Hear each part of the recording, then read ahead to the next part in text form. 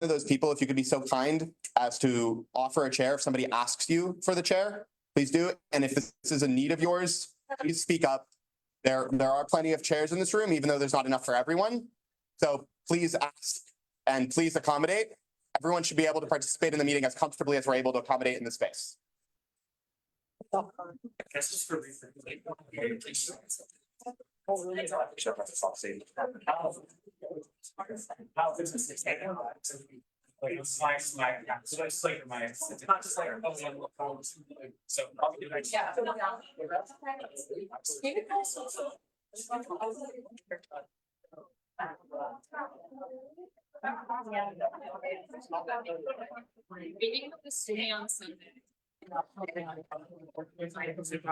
Thank God. Well, it could be Nathan. Also ask me. Oh, yeah. Yes.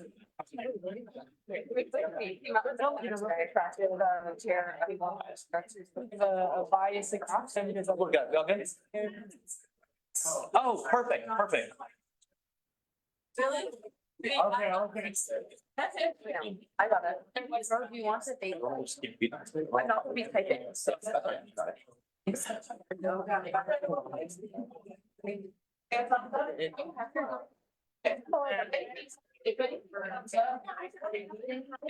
Gonna be right here. Okay.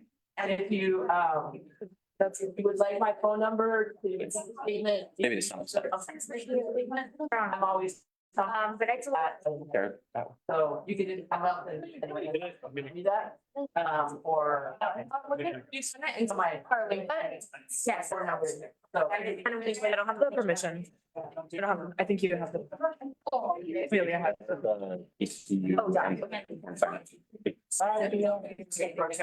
Where, for accessibility reasons, could we watch this on live stream? It's on our Instagram link tree and our bio. If you guys are looking for the live stream, it should be up in a minute. That's like the Zoom link, and then you can also access it through the Senate Facebook. Yeah, fine. I added them as editors, so that's weird. They should be able to do it. Oh, you're fine. Yeah. As saved copy. Should I get it? For one of those, through shine.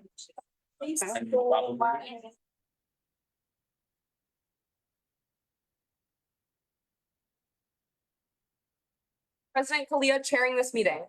On January 30th, 2024, I texted IVP Kalia in a group chat with First Pro Tem Solinov and said, "Glenn, where are your office meetings?" He replied, "I have core staff meetings once a week, but that's just department heads, and I'm not sure when Jack meets this quarter. I'll ask him to make sure they know when his meetings are too." 2 weeks ago, during the February 14th Senate meeting, we, as a Senate, directed IVP Kalia to convene an Office of the Internal Vice President meeting before 6:30 p.m. when our school year. We also requested a declaration of the cause to be submitted in writing to the Senate by the aforementioned deadline if there was a tenable cause for failure to complete these tasks.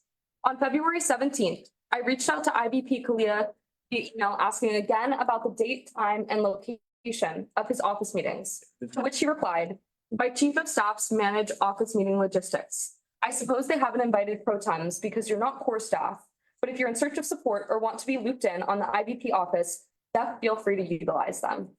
I responded, "There is no core staff within the Office of the Internal Vice President. This is a fact. There is no reason why pro tems should not have been invited or at least notified of IVP office meeting locations and times if they've been occurring for the entirety of this academic year. This is a complete lack of regard for the policies of this association and undermines a framework which was created to ensure both collaboration and accountability. A pro tempore should not and does not need to be in search of support or have to want to be looped in. Pro tems were placed within the Office of the Internal Vice President for a reason, and the lack of compliance with this crucial aspect of executive function is undemocratic. The legal code for the Office of the Internal Vice President reads, "The Office of the IVP shall consist of Chief of Staff, Deputy Chief of Staff, Student Fee Advisory Commissioner, Director of Accountability, First Pro Tempore, Second Pro Tempore, Internal Affairs Coordinator, PR Coordinator, Internal Compliance Officer." Section E of that section reads, "All members referred to above shall be required to attend the weekly staff meetings as well as the quarterly retreats." Section E clearly states that all members referred to above, including the First Pro Tempore and Second Pro Tempore, are required to attend the weekly staff meetings, which clarifies that there is at least one collective weekly staff meeting. If you can direct me to any governing policy which asserts otherwise, let me know. The lack of transparency and correspondence with members of an executive office is extremely disappointing. Please advise me on the date and location of the office of the IVP staff meeting so I can attend this coming week. Since sending this email, I have reviewed all of the minutes from our term and concluded that IVP Kalia has not appointed any staff to his office, besides First Pro Tem Shalanov and I for the duration of his term. So the notion that anyone is staff besides us in general is quite absurd. Yet, nothing in legal code requires the IVP to attend or convene the office of the IVP meetings. However, he has failed to fill the positions which would be responsible for the task and has failed to communicate with those who were appointed to his office. I'm concerned with the IVP's previous withdrawal from the Senate on the basis that he wanted to refocus and center his work around his office, when he seemingly hasn't, even despite the Senate's direction to do so, convened an office meeting. There isn't anyone in his office to begin with. In addition, he continually calls for transparency within and outside the Senate through media outlets like the Daily Nexus, and has neglected to respond to emails from the only 2 members of his office who are also Senate leadership, and has incited drama on a weekly basis, acting unilaterally and behind his team's back. IVP Kalia lies to me, the Senate, and the membership of the Associated Students at UCSB on a regular basis. If you need more examples, I would be happy to provide some. I wish our student body knew the half of this, as $10,000 of their student fees will be allocated to an individual who has not done anything on their behalf if action isn't taken now. So points of order are for, oh, yeah, Senator Lang. Bit of information. So this request that you're making, the decision to see if Chair Kalia would still be chair, would that be up to a hand vote of the Senate? Or would that be up to his permission or his discretion? Yeah, so points of order are for Robert's Rules of Order. I think that might have been like a senator representative. Point of order. In Robert's Rules of Order, the chair of a meeting must comply with the bylaws of the association or body of that meeting. IVP Kalia has not only failed to comply with essentially any part of his legal code, he has also been derelict in every other one of his duties. IVP Kalia, for those in the audience who are unaware, earns an honorarium of $10,000 from your tuition money, in which he has failed to properly chair the Senate, has reclused himself from that duty before being dragged back here by the Attorney General against his will, which he noted. He has also failed to dispense any of his other office duties. In fact, Senator Rowe and I went upstairs to the admin office and we asked for a copy of every expenditure that the Internal Vice President office has made. The Internal Vice President has spent $650. $450 were an honorarium to a staff member who was not appointed to an IVP office. $200 were spent on pizza.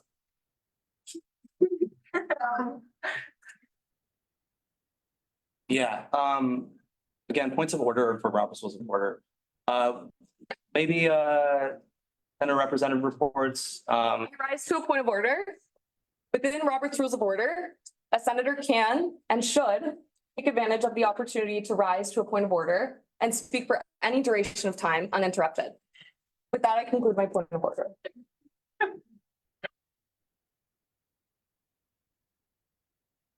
Okay, so maybe this should be addressed with the AG after public forum. I'd be happy to show you the minutes where my office is appointed. And I did have extensive conversations with the Attorney General. I do believe that directional was not legal and I will not be complying with it. I do convene my office in a way I see fit as an executor of legal code. It's in the name executive. Point of information, what office? Which members to what positions? See David right there? He's the chief compliance officer, which is a part of legal code. Point of order. Can you show me the minutes right now? Because I actually. Point of order. Just interrupt you fucking- by saying, you're not. We have a lot of people in the audience who want to speak, so maybe we could resolve this on our own time and not waste each other's time. Point of order. I think the students in this room deserve to know how their student fees are spent. Is that like amenable with everyone? I feel like you're here to talk to us. That's $10,000 of your money going to literally nothing. No meetings, no office. He just gets the money. With that, I conclude my point of order.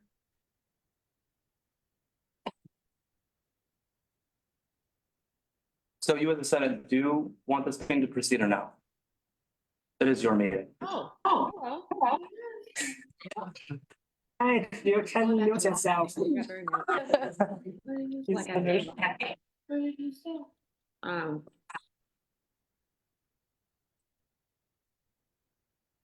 Not that I let someone else pitch my hair. For a second, sorry. I know, they did a really bad job. Who, Ross? Only for the meals, What did they make? public program, please. Did you see the fancy pasta I made you? Or are you gonna burn my spoon? Senator Shawna? Thank you. To answer your question, Internal Vice President, the objection is to you chairing this meeting. We do want the meeting to proceed. We do not want you to chair it. Who do you want to chair the meeting? Interrupt a speaker who is discussing a motion with a point of order. I took out bread to make it clear. All of that could be easily avoided if we had a parliamentarian, had the Internal Vice President not so comically mismanaged every one of his duties that he forced that person to resign. He said explicitly he resigned because he didn't like the Senate. I got an email. But Attorney General Hellman, could you hop in here? I don't quite understand the legal code here. Are you guys asking IVP Kalia not to chair this meeting? That's my request. Senator Folk? Motion to vote on whether or not we would like Chair Kalia to chair the meeting by hand vote. Second. Of information. My understanding of Robert's rules of order, if we want to change the chair during a meeting, it requires a two-thirds majority. I yield. Point of information. Yeah, Senator Shawna? So it is correct, Senator Jha, that to vacate the chair of a meeting, it would require a majority of 2/3. To sustain a point of order, however, would only require a 1/2 majority. The chair has failed to rule on the point of order, which is his responsibility in legal code. After he rules on the point of order, if the person who made that point of order would like to call for that decision to be overruled, that would require a simple 1/2 majority.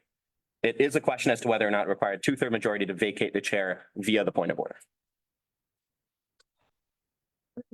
Yes, please, Marcella.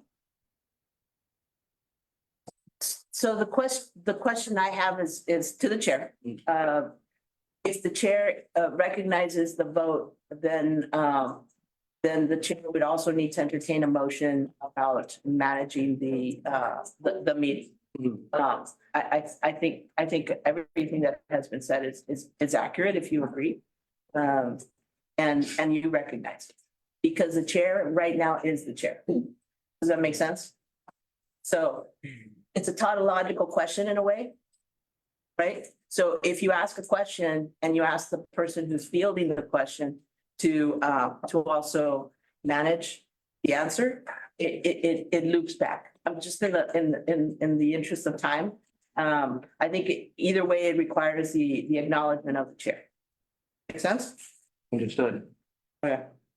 I think it is important, though, we've placed Robert's Rules of Order and legal code in the same context. So I would like to ask the Attorney General, is it possible for me to not chair Senate meetings? I'm inclined to say no. There's a very specific policy 39, that outlines when the IVP isn't going to be chairing a meeting. I don't believe there's anything in legal code that supports this.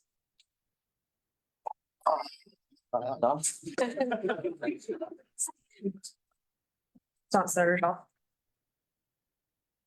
Senator Shawna? I don't know whether or not your assessment is what the Judicial Council would find, but I do agree that it's a serious issue. And I think there's a very simple resolution to this issue, which is that the Internal Vice President is under a moral, and in my belief, quite possibly a legal responsibility to resign. The Internal Vice President has repeatedly lied, not just to the Senate, but to the student body. He has taken advantage of the Senate and student body, and he has reaped the rewards in the form of $3,000 to his BARC account every quarter and $1,000 in the summer. He has failed to meet his basic responsibilities as the Internal Vice President, and it would only be wise for him to resign. He does not wish to resign. I do see the difficulty in that motion, and I think we should see the conclusion of that motion before resolving the specific, legal input application of it. But I think that the obvious solution here is that the Internal Vice President is under a duty to resign. I would suggest that you guys file a violation inquiry form in my office.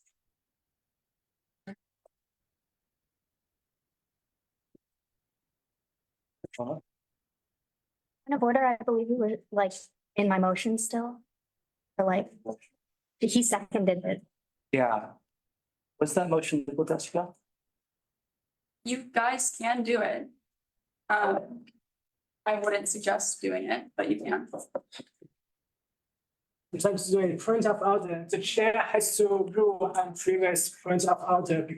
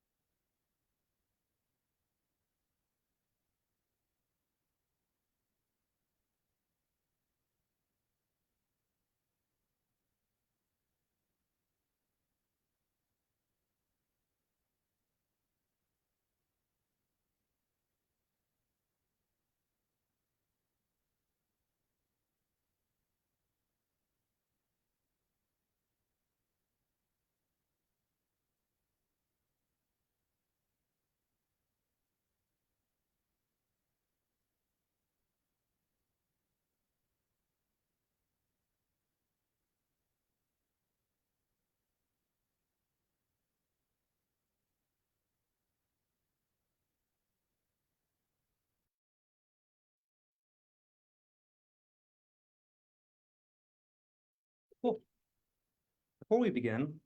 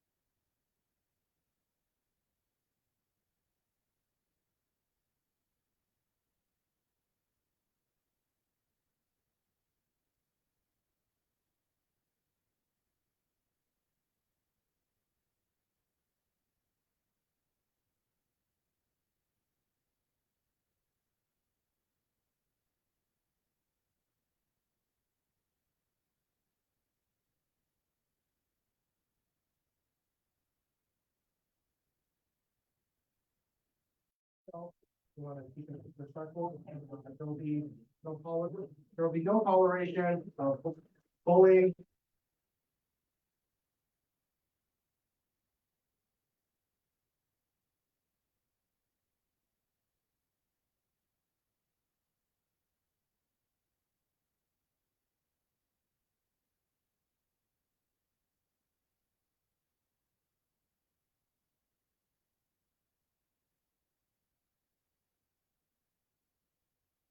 Advocates, you see a PWU, and call upon everyone who have taken, who have started working here, who have taken the oath. The fact that you assume your office, which I will say the oath again. The oath says, I hereby swear to refrain from engaging in use of conduct and bullying, and you feel free, and if this such behavior happens, the consequences, including but not limited to suspension from duty, dismissal, and referring to admin office. Everyone has committed to a standard of excellence that transcends fear compliance. We committed to fostering an environment where every voice is heard and every opinion considered with the respect it deserves. As we navigate the complex and often turbulent waters of this current environment, let us do so with steadfast commitment to our policy. And also I want to make a note, what was done previously. We're questioning what Internal Vice President Korea did do and whether he has fulfilled his duty. It is perfectly fine, like we have committed to an environment of transparency. But dragging someone into the public court opinion without any preparation of people to explain themselves, that, in my opinion, is not the appropriate action to do. I think any questions about Internal Vice President Korea's conduct, about the Internal Vice President's failing to meet duty, to be done is through a sort of violation inquiry to the AG's office and to the Judicial Council. And again, there are a lot of emotions flowing right now. There are a lot of things happening on our campus. But let's try to resolve it in a respectful way. And welcome any questions. Thank you, Nathan. Floor is open. Rob? Thank you for your perspective, Nathan. What are your thoughts on allocating $10,000 in student fees to an individual who hasn't served the student body? Again, you're asking a question of facts. And then we do not know the facts, right? Like the way we have is allegations, that those, I would say, those facts that you're reporting, if that's true, there are certain processes associated. We have a structure of relating conduct, we have structure, we have the accountability code. Everything is designed within a framework that allows people to have their due process and be done in a certain manner. But I believe in the current what was done. Is not really following the spirit of our accountability process and our cognitive ethics process. Rob? Everything I said is a fact. Objection, no, you said has not served the student body whatsoever. That is not a quantifiable fact. It was a leading question. Point of Thank order. you. There are no objections. This is Robert's Rules of Order. This is not a court. Okay, sorry, point of order. I watched too much Suits. Rob? My knowledge, everything I said is a fact. I will be pursuing those avenues. I appreciate your time. Yes, and I certainly welcome anyone to pursue those avenues. But again, a court of public opinion without any preparation or any due process, I don't believe it's a fair process to not just Vice President Korea, but more to anyone at the association. Floor is open.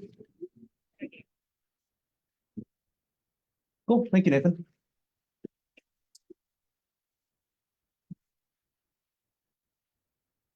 Next, upon request, we'll be doing BC reports first.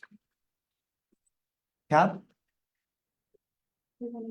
They are, okay, we can go down to, oh, no worries. Yes. Moment.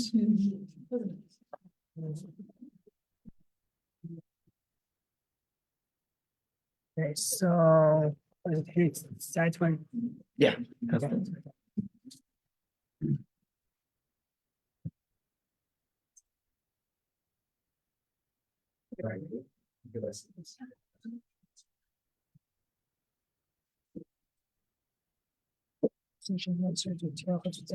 Yeah, oh yeah, could you speak up for us? We're using the laptop mic right now for the recording, so. So I feel like. A little bit, yeah. Okay, fine. That works. Hi guys, my name is Isha. I am the co-chair for CAB, which stands for the Community Affairs Board. Look to the next slide. For those of you guys who don't know what CAB is, we try to augment classroom experiences, connect UCSD to the greater community in a meaningful way, create opportunities for career exploration and promote the ethics of service.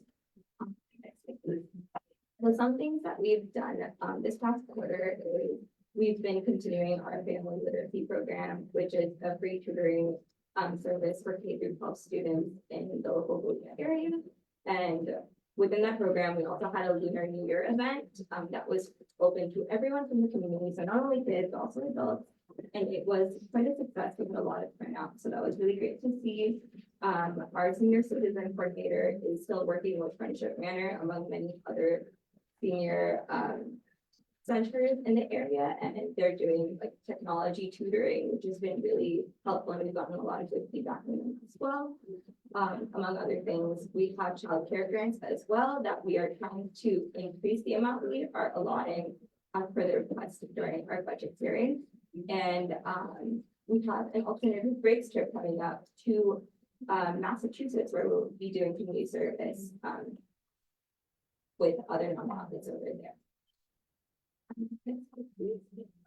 Yeah, so in terms of our budget, we are allotted around 173K a year, and then with rollover that came out to around 270 just for our numbers this year. And in the fall, we spent about 72K, and in the winter, we have so far spent around $29,000, which is leaving us with about $170,000. As I've mentioned in other BCU reports, we do have a really big event coming up in the spring called Volunteer Week, and that is basically a week-long event of every single day we'll do different activities based on different sectors of community that we want to serve. So for example, that could be like the Houses Committee, environment, et cetera, et cetera. So we're projecting an additional $30,000 to $40,000 allocated to that. And that is again, like an estimate. So possibly over. And then for rollover, we're estimating around $70,000, but I understand there might be some overflow in the requests we're getting recently. So that number could definitely be low. And this is just not even including the other funding that we are anticipating to get between then and the quarter and next quarter. And we do outreach through airmail and through our website, through Instagram, you name it. So I really encourage you guys to see what we're about.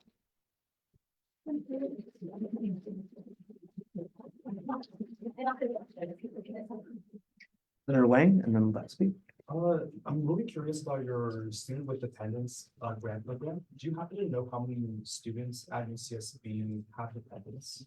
I don't know the number exactly, but I do know we work through the Women's Center and the grad student program too. So we get a lot of people that reach out to us from that, and based on that feedback, that's also why we're trying to fit. But I don't have a number as to like how many there are total versus how many people get. Lebowski.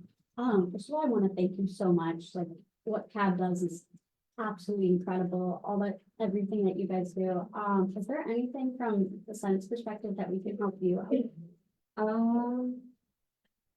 I think we're doing pretty great so far.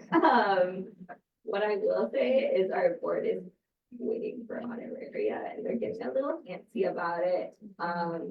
So if there is anything in your power to maybe like speed up the process or basically get it on track. There's one up. Thank you so much for coming, and I really appreciate your reports. Thank you. So, sorry, yes, Okay. so if I'm understanding correctly, your financial situation is that you're actually pretty good in terms of cash. Because you're doing a lot of these very vital services, what's getting in the way of you scaling with the available funding? Does that make sense? Yeah, I think it's just, post-COVID, it's been hard to kind of like see what we've been doing in the past. So a lot of what we did in the past 2 years is kind of just starting from the ground up. So we've been encouraging our board to kind of think outside the box, maybe like bigger outreach. So that's why I would say we're anticipating less of rollover than last year, but hopefully like with more pushing and encouraging, yeah, we'll be able to get to the place where we're able to like use the funds to their full advantage. Floor is open. And then Magari. Really cute. I love it. Is there any way to get involved with the program? Yeah, we always need volunteers. We have family literacy coordinators, like each coordinator does a different kind of community service. So they in particular set this up, so if you email them, like they can chat through Instagram, honestly, they're like so many ways. That'd be the best way. Yeah. Floor is open. Thanks for coming. Thank you.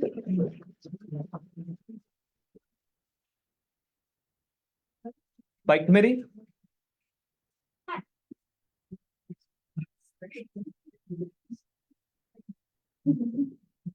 I'm gonna ask you to. Oh, gotcha. Please do enunciate into the laptop area, speak as loud as you can. The The mics aren't working right now. So just shout this direction, be great. Yeah, go for it.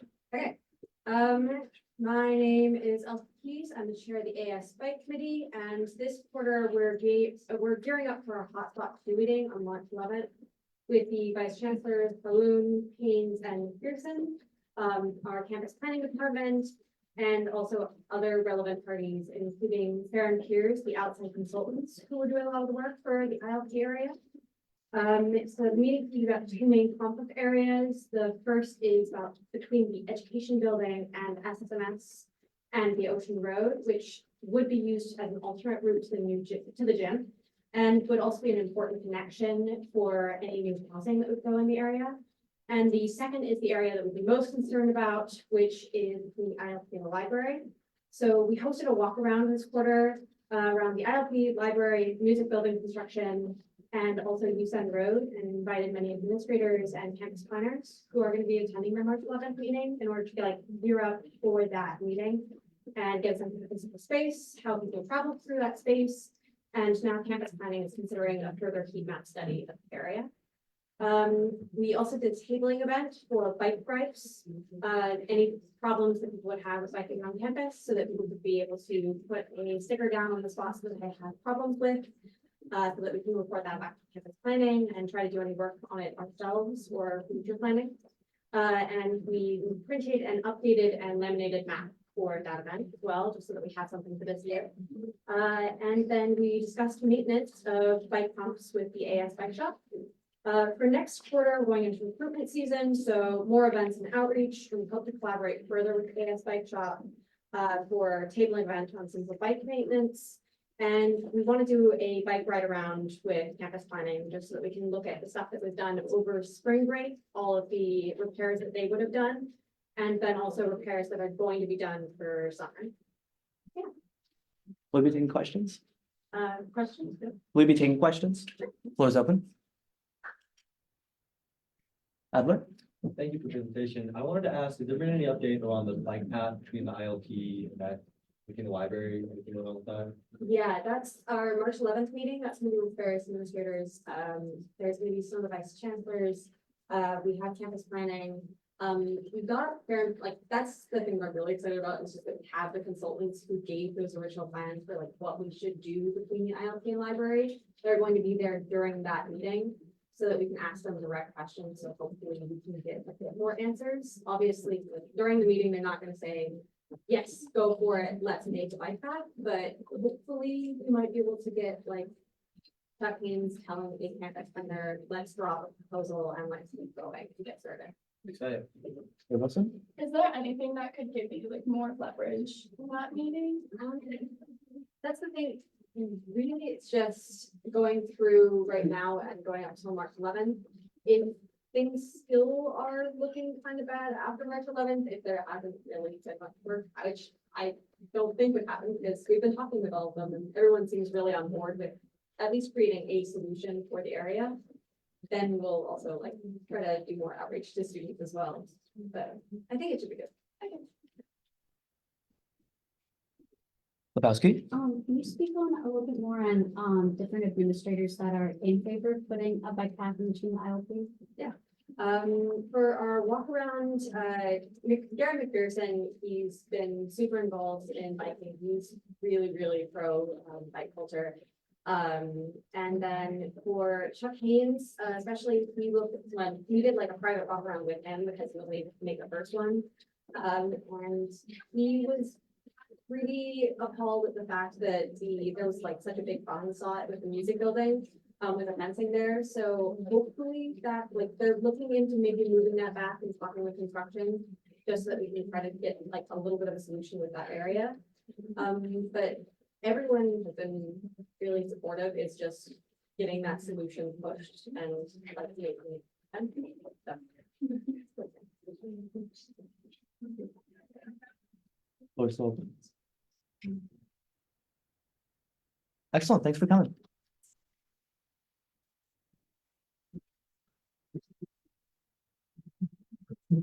Next, we have EAB. Environmental Affairs Board. Cool. Community Financial Fund. Transfer Student Alliance. Perfect.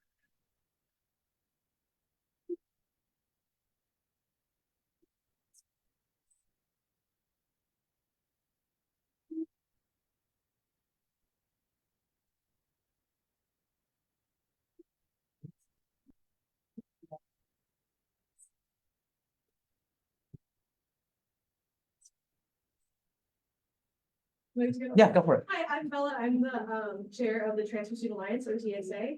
From an inactive board last quarter, we have now successfully onboarded 5 new board members, including an internal, external director, treasurer, communications director, and a transfer graduation committee who all attend meetings. We make quorum every week now, which is really exciting. So we're able to vote on things. As for board activities, we've been mainly doing advertisement and outreach for current and incoming transfer students. We've been doing weekly tabling at the Arbor. If you see us, come say hi. We are active on Instagram and we're currently planning in-person meetings for next quarter as we're currently on Zoom to work our own schedules. For recruitment for incoming transfers, we're planning to table at Gaucho Transfer Fridays to inform incoming transfers who haven't decided that there is an opportunity for transfer students to have a community within Transfer Student Alliance. Event-wise, we are currently planning a transfer movie night at the start of spring quarter. Hopefully in partnership with the Transfer Student Center to also spread the word about the TSC and all the work that they do for transfer students. And our annual transfer graduation date has been set. It is going to be May 3rd at North Shore Alumni House. Our planning committee has started working on the financials and overall project planning. As for our budget, this fiscal year, we were allocated $53,000. An estimated $5,000 will be spent on all of our honoraria for our full board for this quarter and next quarter. And hopefully maybe $2,000 we're hoping to go all out for transfer student graduation will be spent during the spring quarter, leaving us with around a $45,000 rollover for next year, which gives promising numbers to have a full board continuously for the next 3 quarters. Yeah, so for next year, we're hoping to continue with the full board and to fulfill at least 2 events per quarter. As for our legal code, we were inactive the past quarter and we're rebuilding, so we weren't able to get any events done this quarter, but hopefully we can get some done next quarter. We are also hoping to grow partnership with other organizations to further integrate transfer students into the greater UCSB community. You guys have any questions? Little page. I just wanted to know if you've heard Lobby Corps is doing a transfer student lobby days, which is basically looking all expense paid lobby trip in San Francisco for Sacramento, for transfer students. So, I wanted to know if you guys could promote that. Essentially, it's just. You know, I'll have to be done. Yes, awesome. There's a post on my Instagram, so. Okay. Sean off? Thank you so much for coming, and then I'll try to avoid making a TSA joke. I was curious, so I'm happy to hear that you guys are picking up off of the debt board. Yes. But I'm a little bit concerned to hear that we've only spent about 20% or expect to spend about 20% of your budget. And I'd really like to hear from you what I don't assume you're chairing next year, but whether you know of the plans. Because you're trying to, I assume you'd be trying to scale your operations about fivefold, because the budget, the target to expend, you're not trying to save anything. Yeah, exactly. So what's your plan for that? Do you have any thoughts about how that board might be able to scale? Yeah, so hopefully we're gonna add 2 more members so we can have a diversity director, because we do acknowledge that transfer students come with all walks of life. We want to include older transfer students, transfer students that they didn't take the traditional path. So we want to include those kind of people, those demographics as well. We tried to put on an event this winter quarter when we were bringing people on, but unfortunately, requisitions wise, it was a little too long for us to get money to hold an event, but we were planning on doing a transfer meeting night this past February 13th. But unfortunately just didn't happen. Hopefully we're planning on doing at least 2, if not 3 events per quarter. Whether it be working with the TSC, doing we have done partnerships before, doing transfer student ice skating night, transfer student bowling night, as well as partnering with other organizations on campus that want to support to transfer students, like integrating them into the community. Because I know a lot of transfer students don't feel confident to join other organizations because they don't feel like they're welcome there. So I want other organizations to come partner with us so we can fund their events and work together. What was open? Christiane? I have the pleasure of liaisoning for TSA and Bella here. Bella, I just want to commend you. I think you've done a fantastic job really getting the org off the ground. Like she said, it's been an active board. Really done a great job. You've worked very hard, and I just want to commend everything you've done. Looking forward to putting on some more events this next quarter. Senator Zach? Thanks so much for the detailed report. I have 2 questions. The first question is, how can the Senate better help the TSA to make your service even better? And the second question is, what have the board done in this quarter to make its service and resources more accessible to international students, which makes a large portion of transfer students as well? Right, yeah, right now we're working on getting a diversity director to help with other demographics of transfer students, specifically, like you said, international students. Right now, we currently don't have the bandwidth because we've only need like 4 or 5 of us that are trying to just get off the ground. But that's one of our projects that we're hopefully gonna reach out to other different organizations and partners together. But we can, like you said, diversify and really get accessibility for everyone to the TSA, because it should be available for all campus students. I say that the TSC is the admin side and we're the social side of campus students. Floor is open. Cool, thanks for coming.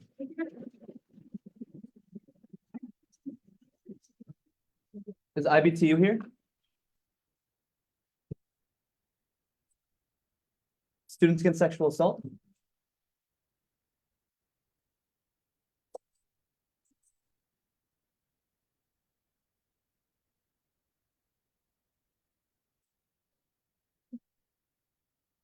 What, myself? I was just hoping that the chair might share that the acoustics in the room are really tough. And if we're in the room, it's helpful to not be talking so that everyone can hear one another. And for those that have the floor, that you recognize that have the floor, if everyone could speak more loudly, it would be greatly appreciated. I have literally no control over any of that.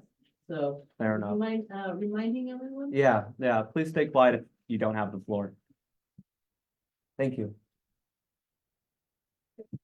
Okay, speaking loudly is not my strong suit, but I will try. So hi everyone, I'm the co-chair of Students Against Sexual Assault on campus. And if you're looking at like our finances right now. They'll be like, yo, what are you doing? And the answer is like planning, basically. I don't know if you guys know this, but April is Sexual Assault Awareness Month.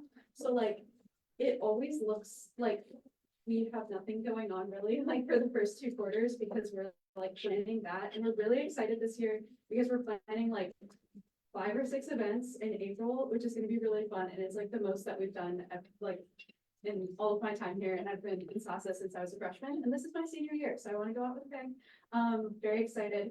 Basically, right now we have a confirmed speaker event. So we're going to be talking about survivorship and consent in K communities, which I think is a really important topic these days when communities have been like more, I guess, like popularized by media and film and all that. Everyone seems like it's great, so you know we should talk about that. And we're also going to do the town hall. The town hall is coming back because if you remember, we decided to do like a fall like meeting that was open to the public, and then a spring public forum, because like basically in the past we've realized that like half of the meeting, like we're just making people sit through like an hour-long meeting, and like who wants to do that? Like no one. And then to get to public forum, which is what everyone wants to do, so we decided to just split it. So yeah, so we're gonna have the town hall. We have a couple of other events. If you saw my Slack earlier, we're currently designing merch, which I'm really excited about. So we're gonna be doing a bunch of giveaways, lots of tabling throughout April. And anyways, like spending a lot of money. So yeah, basically we're planning on spending all of our money on that, and it will all be spent. So yeah. Right now I've basically just like I've been doing a lot of like admin things, like making SASA work. We also have like a survey that we've been working on, which I'm really excited about. It's like a campus climate survey. We've done it in the past and we're doing it again in like, I think a better way. And my sister is working on it and she's amazing. So yeah, that's pretty much it. I'm probably pretty well, but yeah. What is that? Okay, Wilson? It sounds like you've been doing a lot of work, and thank you. What was it? Lebowski? Yeah, I agree. We appreciate everything that you do. It means a lot. Everything you're saying. I wanted to say specifically, I know that you had a situation, financially speaking, about around $11,000 that were a big question last quarter or year or something a while ago in the past, and I checked in on that and saw that it was all resolved, and I wanted to say I appreciate that because I know that you didn't inherit a good board or a good financial situation, and you've really straightened it up, and that's really appreciated. And now it's much better than a lot of other parts of AS. So I appreciate not having to pay any attention to that particular issue. Thank you. Yeah. This wasn't my intention to like money that it wasn't ours. So yeah, I'm glad that. What was open? LePage? Is there any way like the Senate can help out or like collaborate with an event in April or something like that? I mean, like, I just want to like, offer like a huge thank you to Soho. Like, he comes to like half of our meetings, which is like more than some of the board, and like just helps us with everything Senate related, and just basically like is my like lifeline in AS. So thank you. And yeah, so already doing a lot, I think. What is that? Thanks for coming.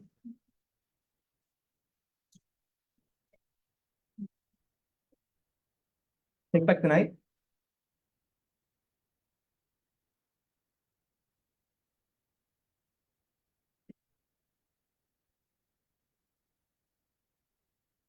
So I'm Evelyn, I'm the external chair, and I'm Kayla, I'm the internal chair for Take Back the Night. Sorry, so Take Back the Night, I don't know if you guys know this, but it's been off of campus for around 4 years, partly because of COVID and then just inaction of getting board people approved. So that's what we've largely been focusing on, is just getting everything reestablished, figuring out all of our finances, budget, and also membership, getting our board filled. We've successfully filled 5 board positions, and we've been holding weekly meetings since there's been 2 chairs. So we've been doing that. We've been talking with SASA a lot, planning events for April, some denim day kind of thing, a potential installation in the library, a speaker event, which SASA is doing. Maybe a movie screening and a panel, and working with the Public Safety Commission to possibly have a utopia kind of event focused on, like what you're wearing doesn't mean consent, that kind of messaging. But we've done a lot of tabling throughout the quarter, and that's been like our main goal in trying to get new members and increase membership. And that is going to continue to be our main goal for the rest of the year, is like increasing our membership, filling our board positions. I know we have a couple that are currently in application process. They submitted their applications, but have yet to hear back on CRC, so we're working with them for those positions. This past week or 2 weeks ago, we hosted an event that was very successful. We had a lot of people show up. We haven't officially spent any money. We are in the process of requisitioning money to pay back for food we bought for that event. Yeah, our budget started at about $32,000, and we're expecting 20,000 for rollover, and would be both spend about 10,000 next quarter. Floor is open. Shauna? Thank you guys so much for coming. I know it's another dead board that you guys are reviving, and that's huge. Please be in touch with some of us. Do you have a liaison so far? And I'll have a follow-up question as well. We haven't been in contact with them. Yeah. Shauna? Okay, so we'll make sure to assign a liaison. Before that happens, I'll make sure to chat with you guys. So somewhere there's my name or something, you can email. Are you the liaison? I'd love to volunteer to do it. I go to all the meetings. I'm still, no, she's up to date. Fantastic. So never mind then. So I withdraw that. All yours. I also wanted to ask, I was under the impression that there was a chair at least last year. Is that true? Yeah, Who was the chair? it was me. I was appointed at the end of spring quarter. So it was just me for a while, and then the old advisor resigned, doesn't work here anymore, and then Marcel is my new advisor. So we were kind of working together to figure something out for this next year, like as of this year. And so that's when I did more reach out with people, because it was just me. Shauna? Do you happen to know who the chair was before you were? No, it was 5 years ago. Thank you. Floor is open. Lebowski?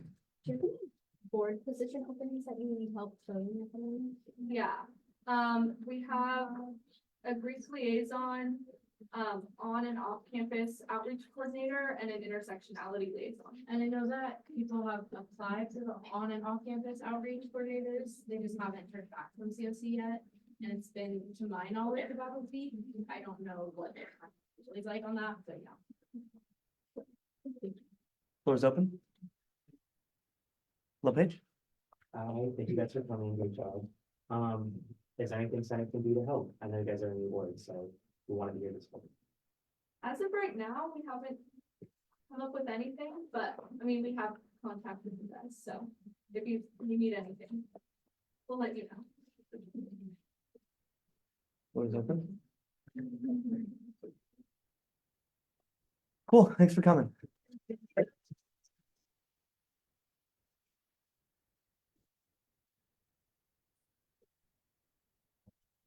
Is Cosweb here? Okay, I'll go back to EAB or CFF. If not. Okay. We also have a QR code for presenting the codes. Oh, we do. Yeah. Oh, I did not know that. David, could you pass us the QR code for BCO report? BCO report. So.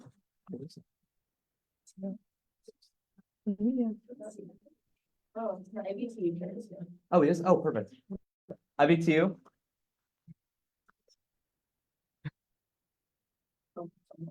Oh, almost good. Sure, about the we wanted to go report. If we can, I know that's. Yeah, that's fine. Oh, he's here. Is there? Okay, maybe after IBTU.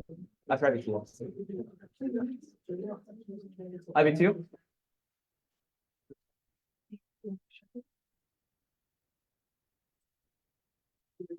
Hello, everyone. All right, let me get myself started real quick.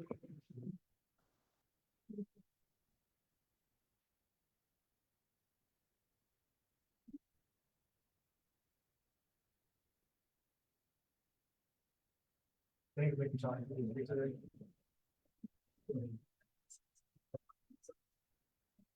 ready whenever. Feel free. Cool, so, first again, thank you for having me here today. And first and foremost, the IBTU has continued to directly aid students with legal issues and rental issues this quarter.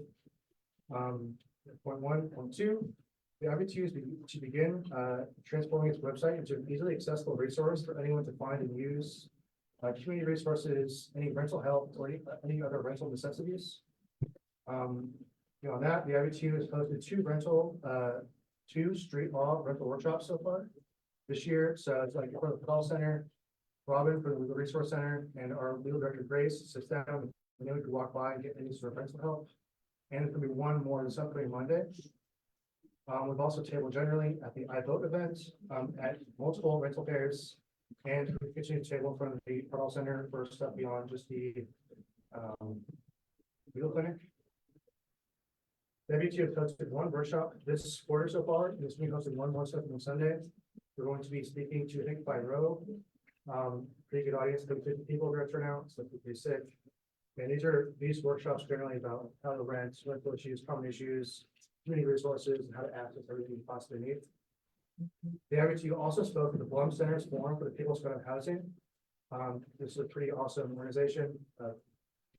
Micah, you were there, pretty sick. Internally, the IBTU has continued to promote the growth of a positive environment that ensures there will be significant retention of board members from this school year to the next one. So this means like finding food for meetings, conducting regular one-on-ones with every single person on the board, and having lively member reports. So a pretty good culture within IBTU, make people want to stick around. Beyond that, the IBTU, from what we see so far, did a pretty good job with financial requirements this year. I mean, we prepared our financial stuff over the summer. We're kind of like on top of it. We also have a very strong working relationship with Michael and Ashley. And the IBTU has begun the process of considering the long-term impact of our rollover funds. And we're in the process of creating an interest-bearing bank account to fund future tenant needs and cut down IBTU operating costs until a final decision can be made on the real estate purchase. That's been in the process for a decade. Because the money's kind of sitting there, it's getting used every so often for a crisis, but like it could be better used. So we're trying to like let's do that. And we also had an issue with Gateway for the past like quarter and a half, and we got that resolved. It was quite a bit of back and forth. Beyond that, the IBTU is continuing to work to hire a case manager. Hiring a case manager would massively expand the capabilities of IBTU. Currently, I'm doing all the case managing, but I'm just a fourth year student. So having a full-time case manager who would have extensive networks with the community would do quite a lot to further what the IBTU can do. Finally, the biggest thing that IBTU has done this year is network with other community organizations to ensure there's a holistic network of support for any sort of rental issue. So this means reaching out to community organizations as the YMCA and St. George's Youth Center, in addition to various churches. So we're going to be using these connections next quarter to host Spanish language workshops. At the moment, IBTU is mainly interested in, we're not interested, but has been only working with students. But SBCC students and ILS community members are sort of within the purview, but the IBTU hopes to take our mission, our walk-in fees, as well as to help any sort of ILS community member. So this will be a great step towards actually fulfilling that part. We've also established a working relationship with the rental mediation services offered by the Alabama Community Services Districts. So we can refer people to them. We also, of course, continue to work really closely with LRC, Company of Rental Education. And we have established a very solid working relationship with the University and Community Housing Services. One of the directors came to our meetings. We have plans to host a large move-out workshop where renters can speak to landlords to know what they need to do to ensure they keep the security deposits going into the next year. We also have plans to establish an emergency network for future disasters, such as the balcony collapse. So this is going to look like balcony collapses or flooding happens in like a particular place is uninhabitable for tenants for a short time. Renters, landlords, the Red Cross, Legal Resource Center, the IBCSD, University Community Housing Services, and the IBTU will meet at the Nordahl Center for the emergency to ensure that people get everything that they need. And within that larger scope of an emergency thing, the IBTU's role will be to distribute funds to students directly through POs to help them buy basic necessities that they might have lost otherwise. That's pretty fast. Hopefully, I'm taking too much of the time, but are there any questions?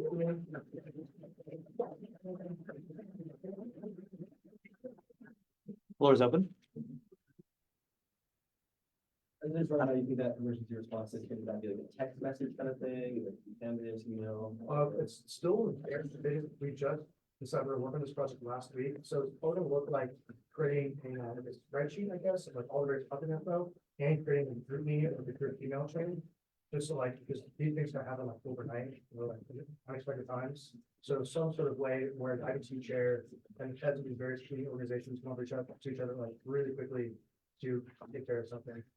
Yeah. Floor is open. Cool, thanks for coming.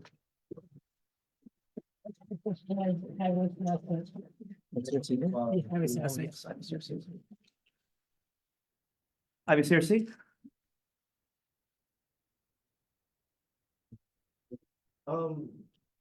Question, is there time limits? No, okay. A lot of people don't. I have nothing to say. So, hi, I come to you, I sent for you to, right now, actually, as the chair of IBCRC. And we're happy to report that we have nothing to report since last time. Everything has been going smoothly. Our hiring has been steadily going well. I would say, we're still missing quite a few people, but we have made it work, and carnival planning has been going really well. So far, we have funded, since last time, I would say another $30,000 in funds for YMCA summer programs, as well as other events that are happening around campus. Be sure to look out for that on our Instagram. That's pretty much it from me. Lebowski?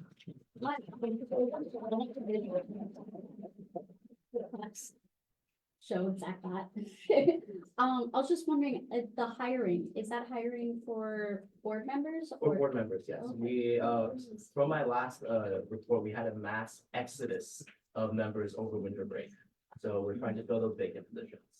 What are the, sorry, Go for it. what are those vacant positions? Currently right now, it is a events coordinator and a graphics coordinator, and also, I believe, a publicity coordinator as well, that are still missing.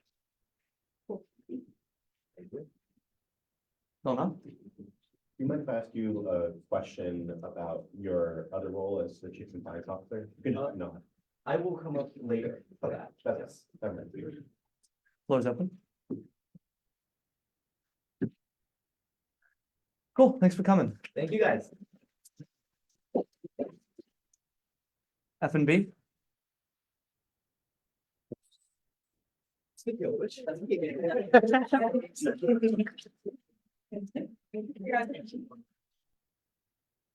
Yael, the F&B chair, if you forgot. We had one of our committee members here. Cause we're like F&B committee pull up, so you guys can see like the F&B committee, because we're very serious and like don't in the Senate, but yes, section, I think, so I'm like this for a minute. It's fine. But I'm here with David, our chief compliance officer, he's on the committee too. So a few reports. First of all, we funded Chabad 37K 2 meetings ago for Mega Shabbat, and the AS Jewish Commission requested 6K, or no, about just under 7K for the same event out, and like it would come out of center and allocated to serve DCU. So F&B tabled that request to Senate. I emailed you guys about it, so I assume it's on the agenda, although I don't know. But yeah, I'm gonna leave that up to you guys. I didn't email you. Sorry, I can't. But, yeah. So that we can also deliver that next week, but yeah. Yeah, so at the end of our F&B meeting 2 meetings ago, we had about 1K left in Seal Winter Quarter, which is like the big fund we fund RCOs out of. But then Michael pulled through, shout out, and he found 50K in approved but unused funding from Seal Fall Quarter. And then he just rolled that over into this quarter. So we had about 51K for this Monday's meeting to distribute, and we distribute about half of that. I don't have an exact number. Before we knew about this extra money, me and Michelle had sent out an email to a bunch of BCUs, basically like no to expected influx of requests from RCOs. And so we don't really need to send RCOs to BCUs as much this quarter, because we do have a lot more money that we can give out to them, but that's a pretty cool alternative funding source that I like to promote more. Oh yes, and then I got some feedback that communication between F&B and Senate has been not the best, maybe like F&B is confusing. We do a lot of finance stuff and financial policy is like a whole another 80 pages of legal code like stuff. So I don't really expect you all to know it.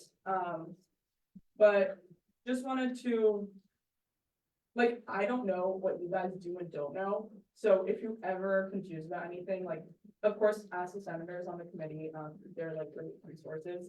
But if you have like maybe more elaborate questions, you can always come to me by email, or I'm at Monday meetings at office hours every Wednesday.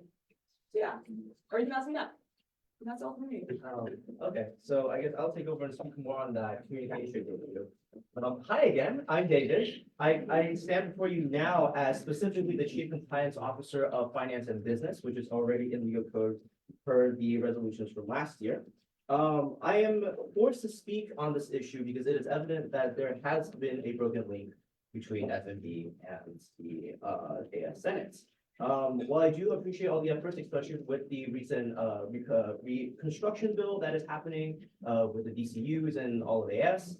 Side note though on that, maybe do double check the wording. I've had people come up to me, including staff and students, that they're a little confused as what that bill means, but that's just a side note. This is gonna be, I'm gonna try to keep this as short as possible, because I know there's a lot going on. But I just want to say I appreciate all of the hard work that you guys do, especially for coming out here and listening to all of the students and their concerns. But I am forced to speak on this topic because of the frustration that I've personally seen this past Monday at FNB.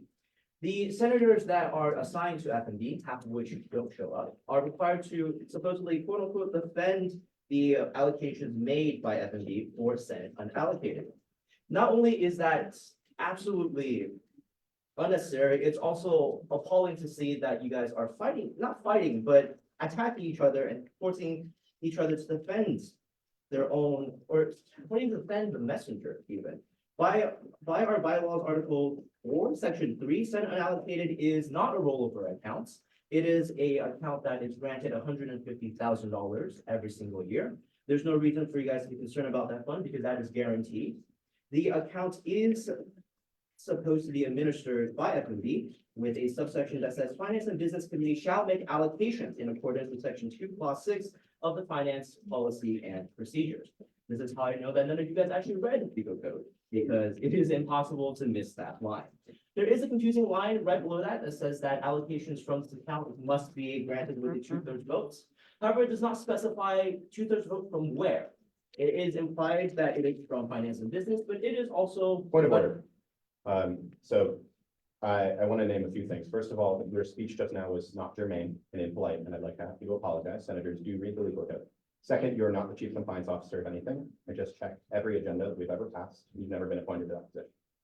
So I'd like to revisit that, but specifically, please don't insult the senators who are listening to your account. It is the Senate's Senate unallocated account. Please be quiet. Thank you.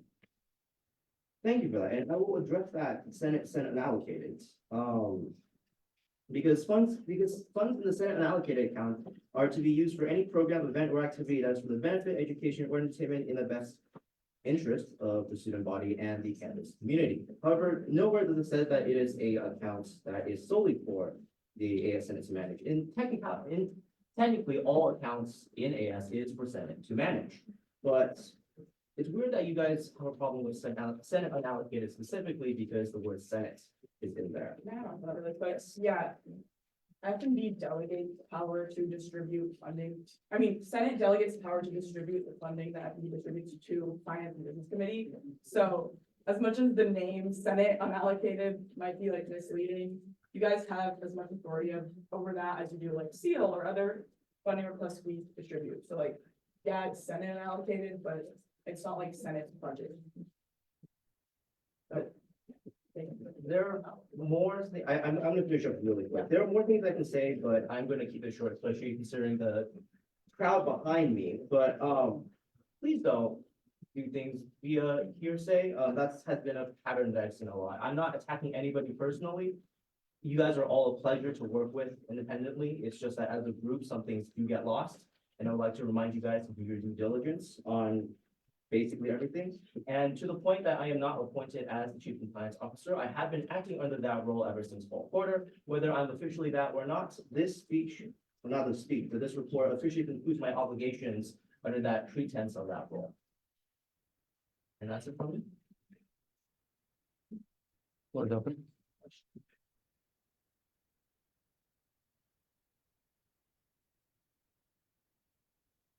Yes, no. I'm just saying thank you. Thank you. Cool. Thanks for coming. Thank you, guys. Oh, wait. Would you guys take a question? Gabrielson? There you go. I just wanted to thank you for like clarifying things to all of Senate, because I feel like a lot of things can get miscommunicated, so, thank you for clarifying. And again, thank you guys for all the hard work that you guys do, regardless of anything that happens. Bill Page? Can I make a comment? Yeah. I'd like to ask that we stop cutting people off. Please maintain decorum with senators, we're sitting representatives. It's very rude and inappropriate, so please remember that. Thank you. Within the framework that we use in this legislative body, which is Robert's Rules of Order, a report for a committee is given by people on that committee, is not on that committee.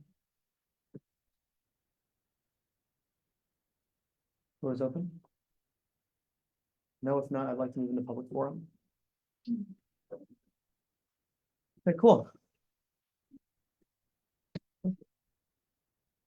First, we have Jasmine.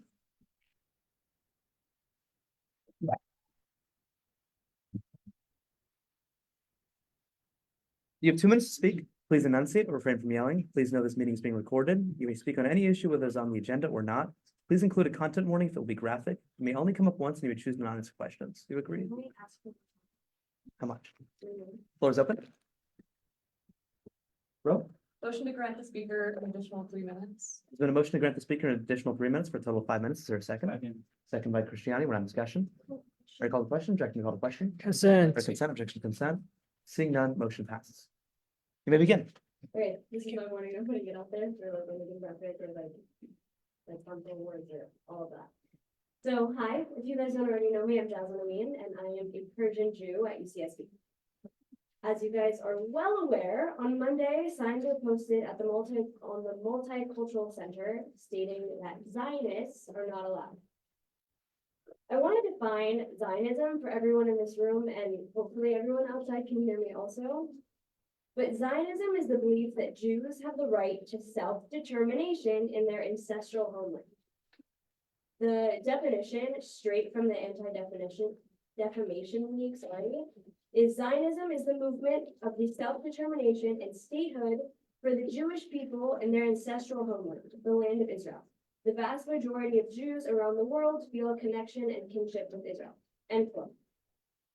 One more quote is from the Pew Research Center, which states that 8 in 10 US Jews care about Israel and have an essential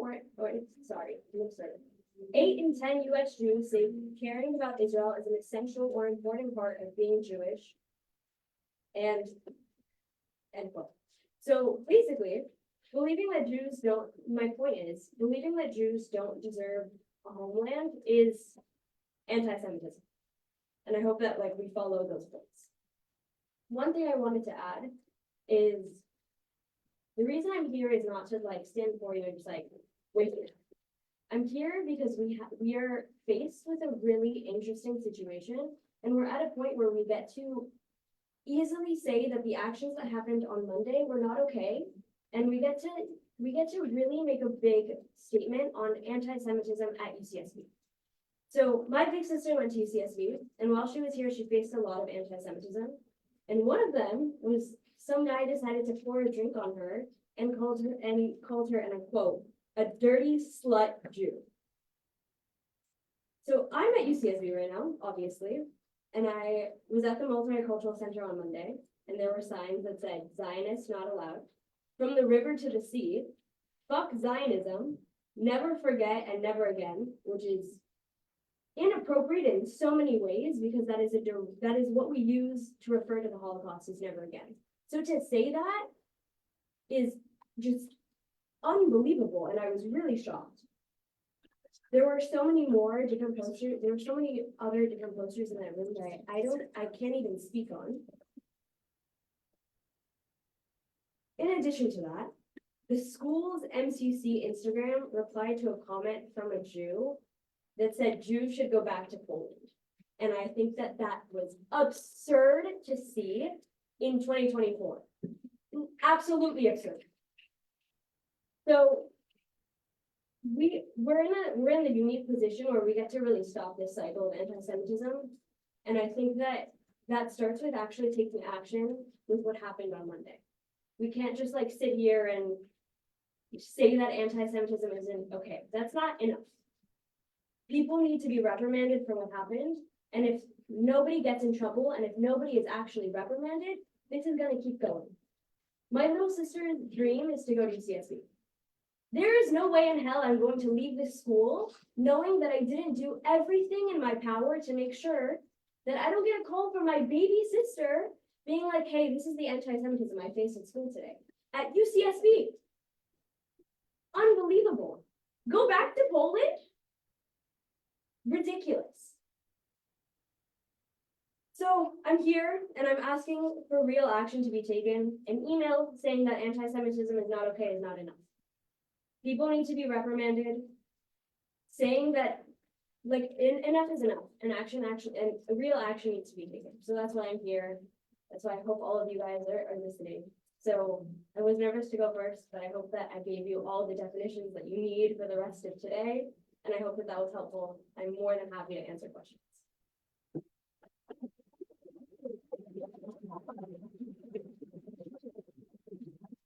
Thank you, Jasmine. Floor is open. I saw Adler and then Zaf.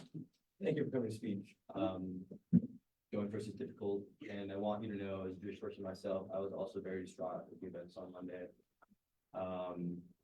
Especially with the mezuzah on the door. I don't know if anyone saw that. That really hurt me as a Jewish person. To go back to Poland, inexcusable, indefensible.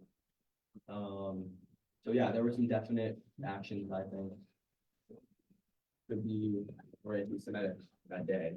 And I want you to know on Monday, I went to the SJP meeting, and even though they had no affiliation with the events that happened at the Multicultural Center, I sought out some of the people who were a part of it, and I personally let them know that Yale is mentioning, Tech is mentioning, I thought that was uncalled for.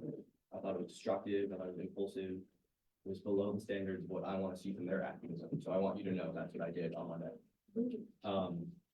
As far as your framing of Zionism, I think it's so important that we realize, especially with so many things relating to the Israel-Palestine conflict, different people have different definitions of the same word. So like, if I ask you Zionism, the Jewish right to self-determination of ancestral homeland, who's to determine what an ancestral homeland is? Like, that's my question. It's who's to determine what an ancestral homeland. Right. If you're asking the Jewish people, you get to ask that question to who, so we are the Jewish people, we get to define our ancestral homeland. We have actual background, we have real facts, we have the Western Wall that stands there and has been there for thousands of years old Hashem. So. Can I? Yeah. Dialogue, yeah. Feel free. Yeah, so I agree with that. I guess my contention is, I feel like we get in a really slippery slope when we say that people, ethnic groups can define their homeland subjectively based on their own experience. Because as we, right, so like right now, the person in charge of implementing the Zionist project, Netanyahu, right? We're seeing West Bank settlement expansions go up in the past couple of years. I think that if we can say that Jews have a right to live in their ancestral homeland, hopefully we can say at the same time that Palestinians have a right to live in their grandfather's homeland, right? So like, I think that when we go about just with these definitions that don't leave room for the kind of nuance, I feel like we're doomed to fail in any kind of conversation that we undertake. So like, I disagree. okay. I think that having clear definitions is really important, and I think that when you add the nuances is when that gets complicated. And so that's why I gave the definition from the anti-defamation league specifically, is because this isn't a definition I get to make up by myself. Like, who am I to do that? So it's not a definition I get to make up myself. It's not a definition anybody gets to just like make up by themselves. So I think having those clear-cut lines is important, but that's also not why I'm here. like, yes, the definition of Zionism is important, and I hope that I define that super clearly. But talking about the Israel-Palestine conflict is not why I'm here, right? Because at the end of the day, I'm not gonna make a real impact on what's going on in Israel right now. My purpose of being here is to say anti-Semitism on the CSV campus. You guys are the AS, and more than just an email needs to go out to the people who did what they did on Monday.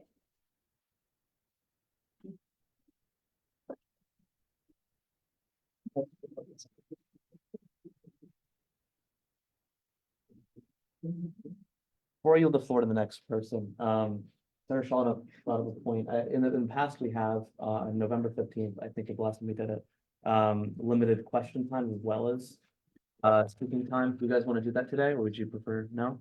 I think, I'd let- I think just because with the concept of people, if everyone takes 5 minutes, I mean. It's like 4 hours that we're looking at right here, and I think it's super important that everyone speaks, and I value everyone's perspective, but, I don't know, just the time. I would love to engage in these conversations outside this meeting, also, it's super important, but, yeah. Wait. That also depends on how many people have signed up for public forums, so do you know? Yeah, I think by the two. So, I motion to set up a maximum of 3 minutes for public forum speaker with an additional 2 minutes of Q&A for the entirety of today's meeting. there's been a motion to allocate a maximum of 3 minutes to every public forum and a Q&A of 2 minutes to every speaker. Is there a second? Second by Carol, we're now in discussion. Should I call the question? Objection to call the question? Consent. Consent. Question to consent? Consent. Seeing none, motion passes. Okay, cool. So, I guess we already passed. Just one question. So, Yeah, I've set 2 minutes right now.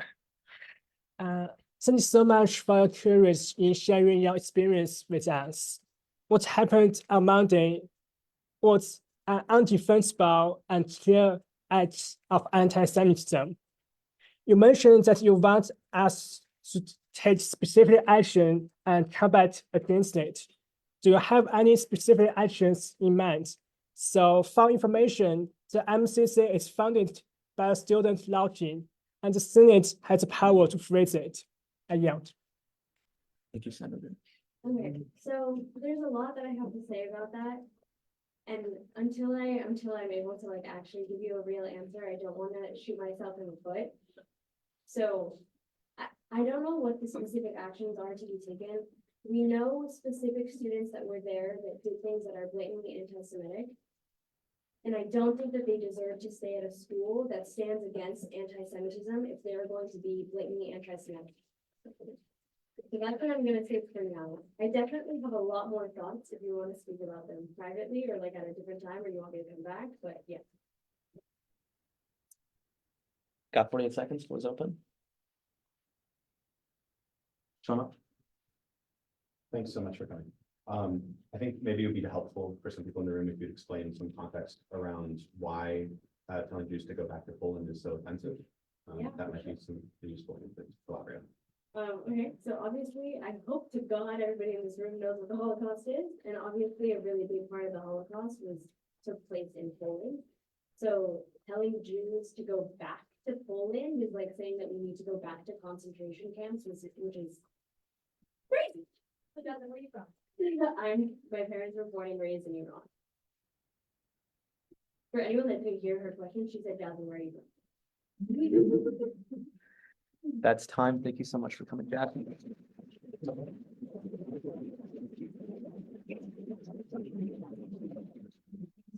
Next with Corell.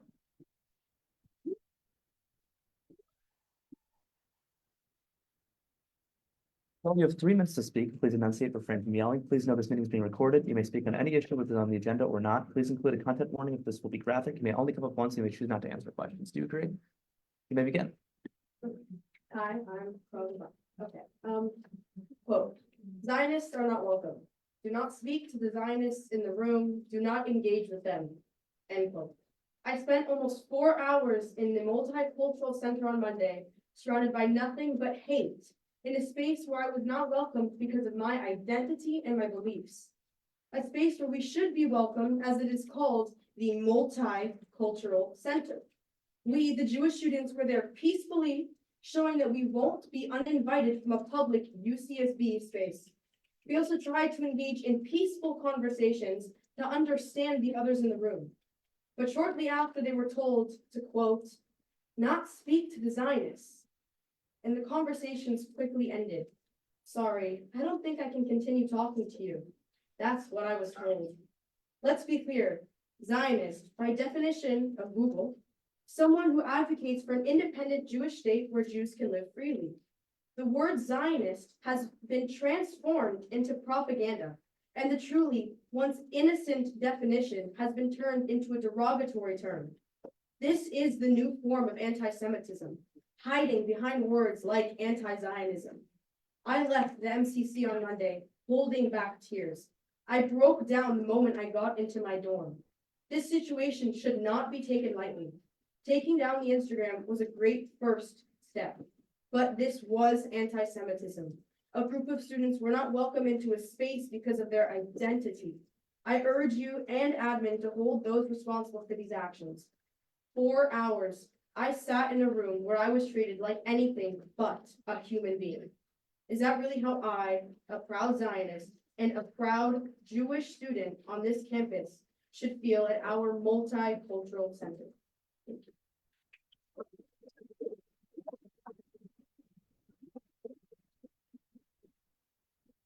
Will we take questions? Let everyone can speak. Skip on questions. Appreciate it.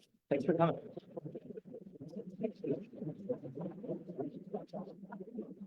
Next we have Malcolm, you swapped with Lior? Yeah, he said he had to go at 7, but if he's not here, I'll take my slot. Lior, are you here? I guess it's you. Oh. You have 3 minutes to speak. Please enunciate, refrain from yelling. Please know this meeting is being recorded. You may speak on any issue that is on the agenda or not. Please include content warnings. Will be graphic. You may only come up once. You may choose not to answer questions. Do you agree? Yes. Feel free to start. Senators, I have no idea what I'm gonna talk about, but it will be anti-Semitism and it may be graphic. I'm not sure where I'm gonna go with this. First, to address Senator Adler's like conflation of this movement that's been around for almost 200 years of Zionism with what's going on currently, I think that's extremely wrong of you to do. Especially as a Jewish person, I think that knowing Jewish history, you would see that the ancient movement, or not ancient, but the revived movement that is Zionism is separate from the government of Israel and their actions currently being taken. To address some of the senators in this room who refuse to respond to Jews on Jewish boards in the community and refuse to come to our events, yet I see go offer help to groups that are blatantly anti-Semitic. I condemn your actions. You know who you are. I'll keep it there. To speak on what happened to the MCC, not yesterday, Monday, the actions taken by many of the people there, including student staff members, are beyond condemnation. They must be fired. I and others were almost pushed out of the MCC because students claimed I'm white and a Zionist. I'm Jewish, and I proudly support the Jewish homeland. Trying to say that I am racist just because I'm Jewish and support the Jewish state is beyond acceptable. I think the racism that has come from this issue pushed onto Jewish students, whether they are Ashkenazi, which means they are white presenting, they are Sephardic, or they are Mizrahi, is absolutely unacceptable. The words that came from students who were, I'm going to say pro-Palestinian because that was the only other side that I believe that was represented there. I don't want to speak exactly for their views, but that's how I'm going to put it in this case. Made incredibly rude remarks, not directed at specific students, but anytime they walked past a Jewish individual who is also Zionist, they said incredibly disturbing things about the idea of a Zionist person. Yeah, I'll leave it there. I think that's all that's appropriate to say right now. Will you be taking questions? Yeah, I will. One's open. Adler?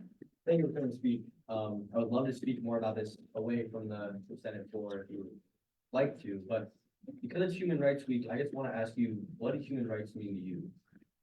The same thing that human rights mean to most people. Got a right to life. Like, I mean, I truthfully, I haven't read the UN. know what they say on human rights? Then again, the UN is extremely anti-Semitic. Their support of UNRWA, an organization that supports terrorism, is wrong. Speaking more on that. Actually, no, I'll let you ask another question. I don't want to. No, you can please. I'll just. Go for it. No, I'm trying to get another question. Okay, gotcha. Floor's open. Here, I'll just respond to that Adler? really quick.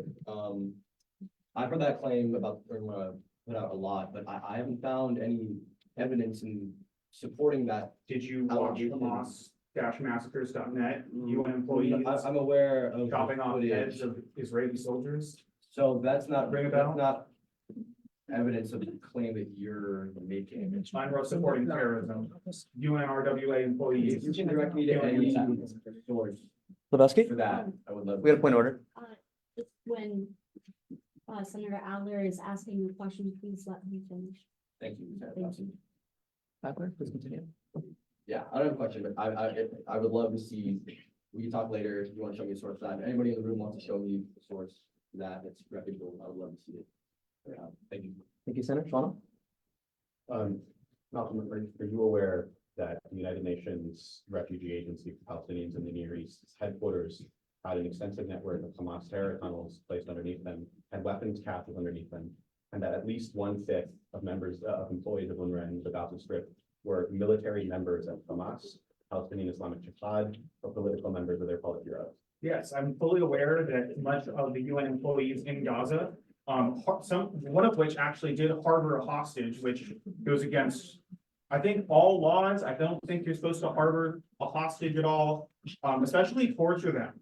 Speaking on that more, I know that hospitals within inside Gaza actually held hostages from October 7th and held terrorists who perpetrated this heinous act. Speaking more on October 7th, real quick. When I attended the meeting, the town hall. I'm sorry, but your time will be expired. I was finishing answering the question. Yeah, just share Yeah. your take and finish. Hey, you can finish the answer on that, but thank you for your point of order. When I was attending a meeting put on by NSA's Committee on Palestine, a member spoke to the audience and said that the Jews rely too much on October 7th, and we need a rebuttal to that. So I'm just going to leave that there. Thank you. Thank you, Malcolm.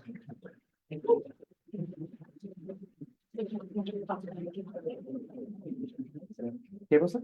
Just like a quick comment, when there's like dialogue between the speakers and senators, can we just all remain, like, I understand we do have differing views and opinions here, but just keep the content pretty non-graphic, or at least good warnings, and try not to be too attacking. Let's try and maintain respectfulness.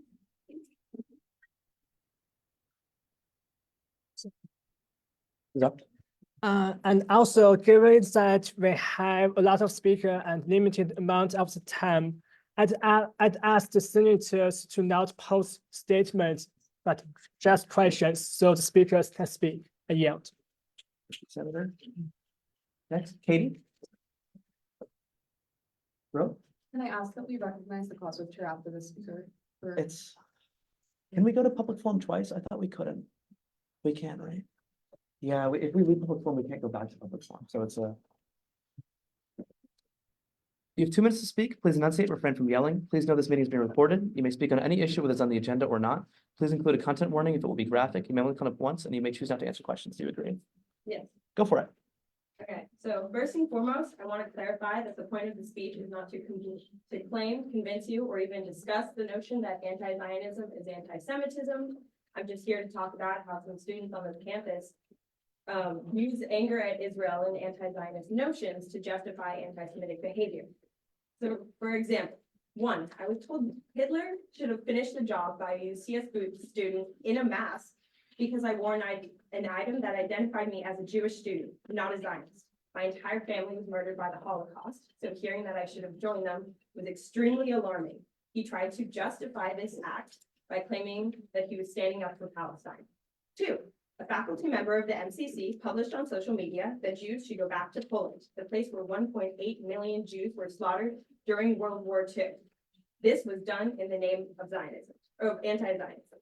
3, a student vandalized a dorm door because it displayed a mezuzah, a Jewish symbol that predates the creation of the state of Israel by thousands of years.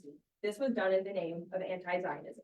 4, a Jewish student encountered a trail of coins to her door by another UCSB student, which is a type of harassment that perpetuates harmful Jewish, not Zionist, but Jewish stereotypes. This, like all of the others, is done in the name of anti-Zionism. However you feel about Zionism, whether or not you identify anti-Zionism and anti-Semitism as one and the same or two separate and distinct concepts, it should be apparent to everyone in this room and hopefully on this campus that people at UCSB are using anti-Zionist sentiment to justify horrific and undeniably anti-Semitic behavior meant to harass and instill deep fear in the Jewish students of UCSB. And while many of us are deeply disturbed and terrified, we won't be driven away. We're a resilient people and we're strong and we're here to stay, but things need to be changed and action has to be taken.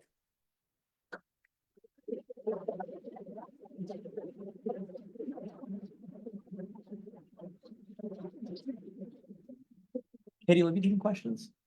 Yeah. Floor is open. Adler? Very eloquently said. Thank you. Anyone else? Thanks for coming. Thank you.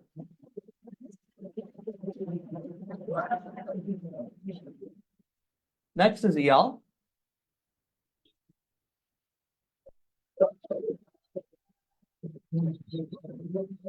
You have 3 minutes to speak. Please enunciate, refrain from yelling. Please know this meeting is being recorded. You may speak on any issue that is on the agenda or not. Please include a content warning if it will be graphic. You may only come up once. You may choose not to answer questions. Do you agree? Yes. Go for it. One day, my grandmother woke up to a sign saying, "No Jews allowed," written in Arabic letters. Along with 150,000 Algerian Jews, she was banished, boycotted, humiliated, and expelled because she was Jewish. Algerian Jews did not have a voice when they were forced out of their home.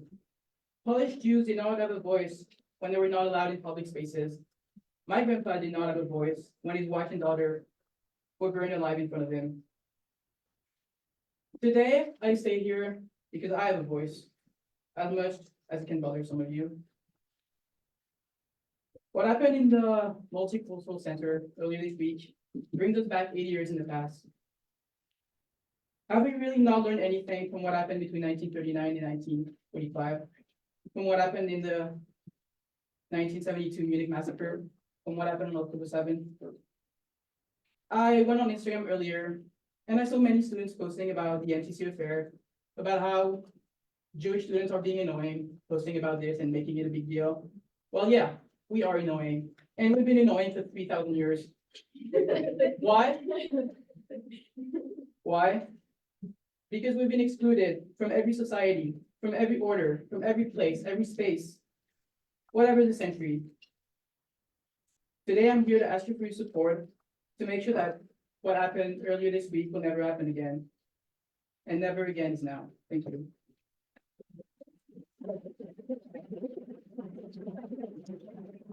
Eyal, questions? Floor is open. Thanks for coming.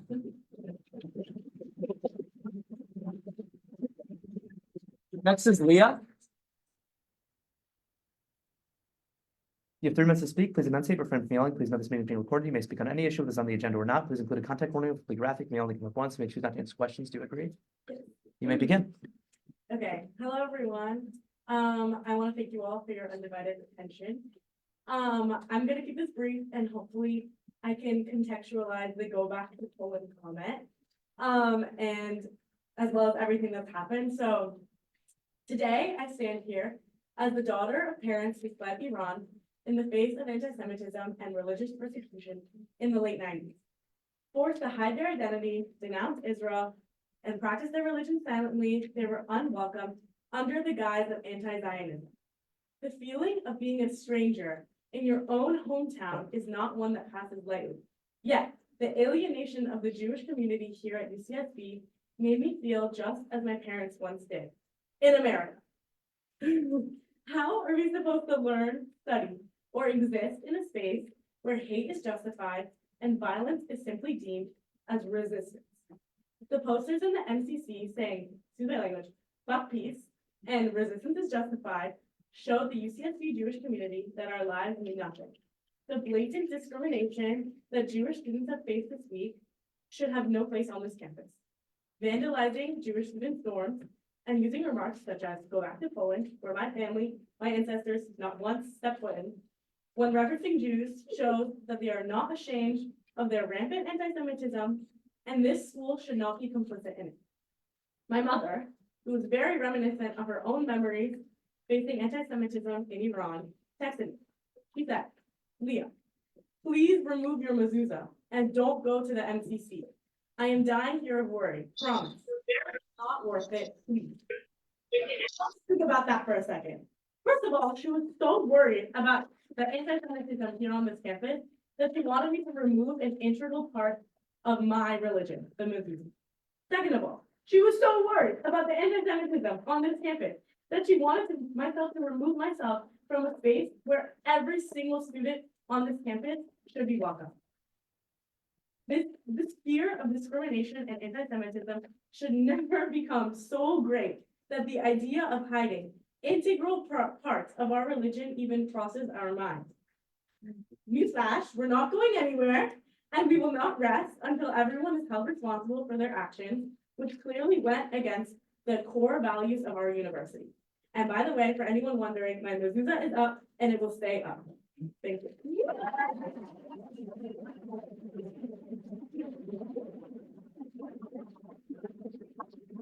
Will you be taking questions? No.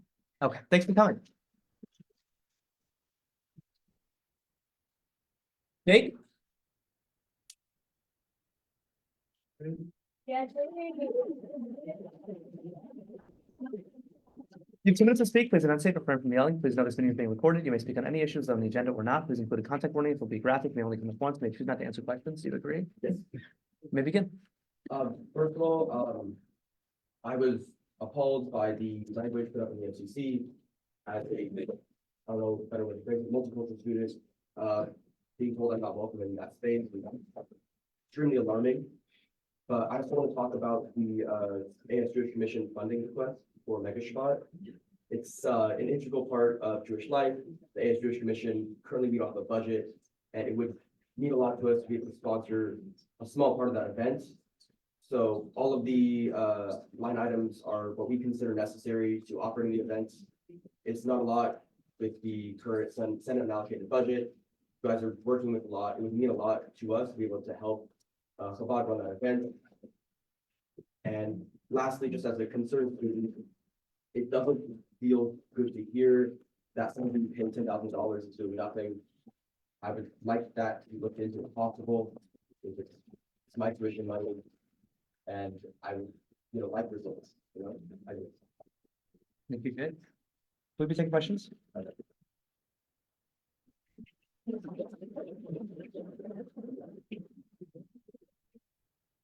Next, we have.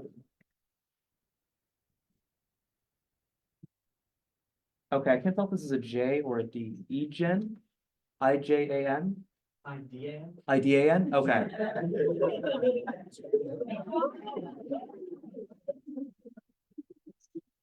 You have 2 minutes to speak. Please enunciate, refrain from yelling. Please know this meeting is being recorded. You may speak on any issue as on the agenda or not. Please include a contact warning. It will be graphic. You may only come up once. You may choose not to answer questions. Do you agree? You may begin. First, I want to thank everyone in the Senate for listening to all of us. It really means a lot to the community that we have a forum to express how we're feeling during this difficult time. I think everyone who's spoken before me has spoken so eloquently and put it so amazingly, so I don't really have too much to say. But I do have a few important things to say. And I think I just want to get to why people in the Jewish community, and why a majority of the Jewish community here at UCSD and in general in the United States feels that there is such a close connection between anti-Zionism and anti-Semitism, and why those signs up in the MCC feel very much akin to Jews are not welcome. And I think it comes down to the fact that, as Katie began saying, Zionism is simply the belief that Jews have the right, should have the right to self-determination in their ancestral homes. It does not mean any endorsement of the Israeli government or its actions. It does not mean that Palestinians don't also deserve a state and self-determination. It doesn't mean that at all. In fact, within the Zionist community, there's a wide range of views, and it's a complete misunderstanding. And it's sort of like saying that, you know, I support a group of people, I support a nationality, but I don't support that people's right to live in a country where their ancestors come from. It's sort of like saying that a certain nationality has the right to exist, but in exile, without the ability to defend themselves. And also saying that anyone from that nationality who cares about their family or their friends who live in their homeland is not welcome in that space, because, you know, that country of that nationality is not, no one who supports that is welcome. And theoretically, it could not be discriminatory, but in practice, it almost always is. And we've seen that with the anti-Semitic events that have happened on the UCSB campus. The student store with the mezuzah that was vandalized, that is not, there's nothing Zionist about that symbol. It is merely a Jewish symbol. And we've seen that time and time again, how the two have come together, not just from how the Jewish community feels, but also from in practice, who's being targeted.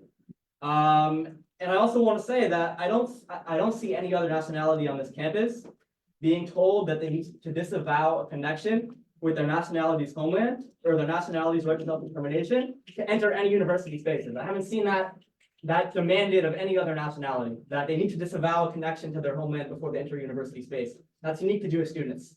And that's why we feel that it's anti-Semitism. Thank you.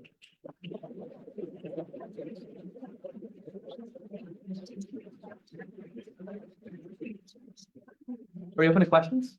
No. Thanks for coming. Joyce?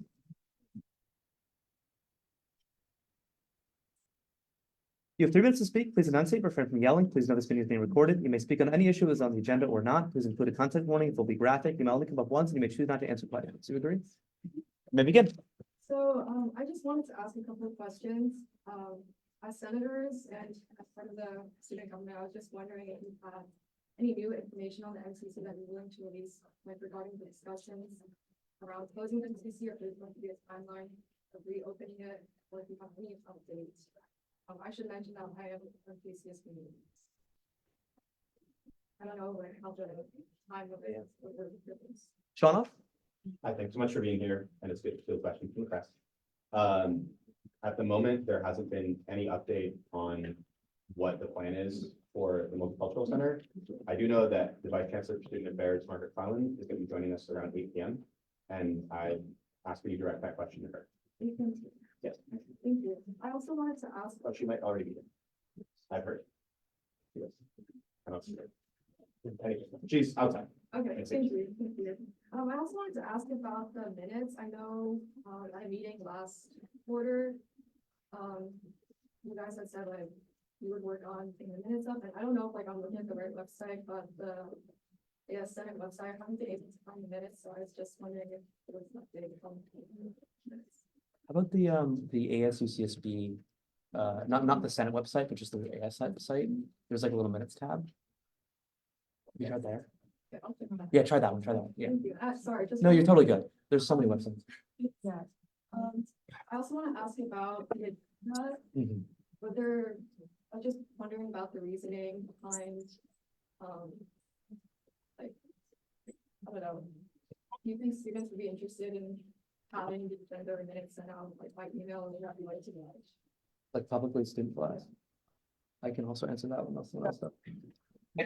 Yeah, I would be interested in it.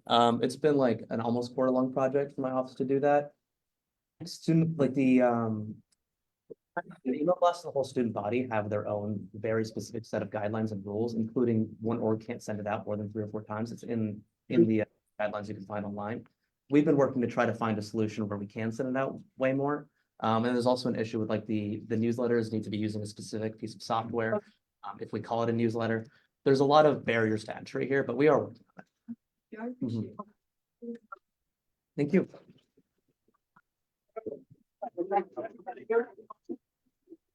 Justice?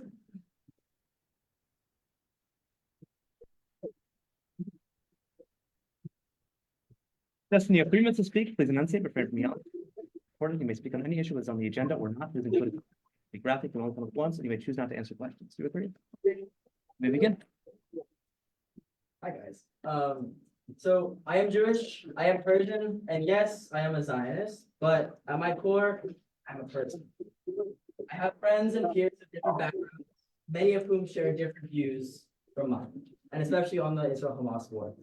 And yet, regardless of their views, I know that our differing perspectives is not important. Because what is important is that they are people and will always have my full respect. Hate is justified on this campus against Jews under the guise of the word Zionist. The same hateful slogan, Zionists not welcome, which was plastered across the MCC, was branded onto a Jewish student's dorm because of their mezuzah. This student had no ties to Zionist organizations and yet was targeted as a Zionist because of their religious symbol.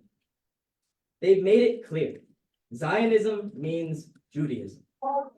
Coins have been planted outside of a Jewish student's dorm, and restricting Jews from a campus resource are blatant forms of anti-Semitism, all being justified by the use of the term Zionist. Zionist in the eyes of the campus no longer means one who believes in the existence of a Jewish state, but rather it now means a person who can be hate crime because of their belief and identity. Zionist means Jew on this campus, among others. It has been used as an excuse time and time again to be racist and to be hateful to the Jewish people. Universal respect on any and every college campus should be guaranteed. However, because it isn't, it must be demanded by the state. Thank you.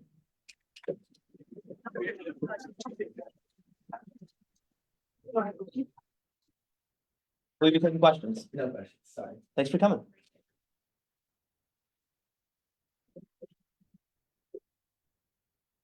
Nathan? Nasseri? You have 3 minutes to speak. Please not say refrain from yelling. Please know this meeting is being recorded. You may speak on any issue that's on the agenda or not. Please include a content warning for the graphic and only come once. You may choose not to answer questions. Do you agree? Yeah. Go for it. Leave me a lot more. Okay. Hi, my name is Nathan Nasseri, and I am a Persian Jewish student at UCSB. I'm also a Zionist. Both of my parents fled Iran in the 70s during the revolution to escape persecution for being Jewish. At the time of the Iranian Revolution, there was an estimated 80,000 Jews in Iran. Today, there are about 5,000 to 8,000. My father would tell stories about the anti-Semitism he faced while he grew up in Iran. He would mention how whenever Israel was engaged in conflict, anti-Semites around him would cheer and praise God whenever there was news of Israeli casualties. They would come up to him and say, "You Zionists will get what's coming to you." The shops and restaurants would have signs that said Jews and dogs are not allowed. And then the revolution hit. And my grandparents were put under house arrest for saving Torah scrolls and Judaica and sending them to Israel. They were accused of being Zionist spies. Luckily, they were able to escape, and you can ask me that story later. Should get a movie. But so when I see signs at the MCC, which is pledged to be a safe space for all Christians, which is funded by university money, federal money that is supposed to reflect the values that my parents came to the United States for. When I see a sign that says Zionists aren't welcome, the hairs on the back of my neck instinctively stand up. Because this is what my dad was talking about. This is the vibe he felt. The exclusion, the bigotry, and the hatred. I call upon Associated Student Senators to respond to this injustice. I am begging you, please don't let it happen again. Please don't let anti-Semitism rise under the guise of anti-Zionism, because as my family's history demonstrates, they come as a package deal. When 92% of all Jews identify as Zionists, and I can send you that article if you like, it becomes increasingly obvious who is affected by actions like the ones conducted by the MCC. Please take action and hold whoever was responsible accountable for their nation. Thank you.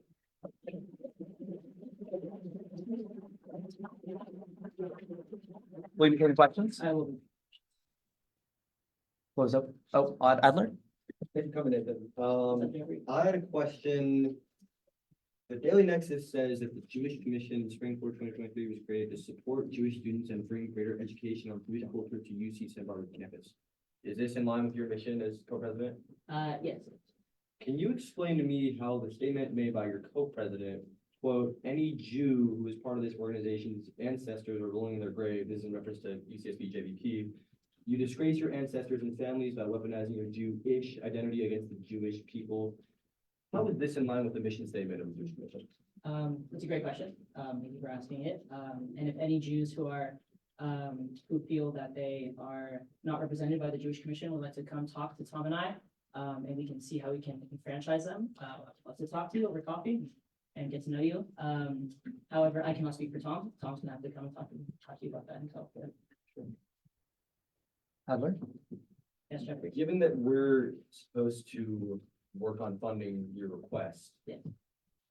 You see how we're put in a tough spot where the Jewish Commission is supposed to be representing all students, and then one of the co-presidents, in my mind, makes a really divisive, incendiary claim about other Jews. Can you empathize with our position as to how it could be difficult for us to see his mission being carried out through this? Yeah, absolutely. And I think that, to counter your point, if you give us some money, then we can throw events that would cater and have, to maybe have open discussions.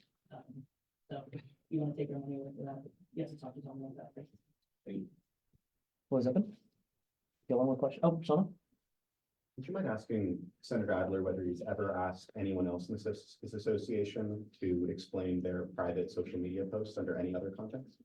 Oh, yeah, Jeffrey, would you mind talking? Sure. Yeah. No, I think it's super important.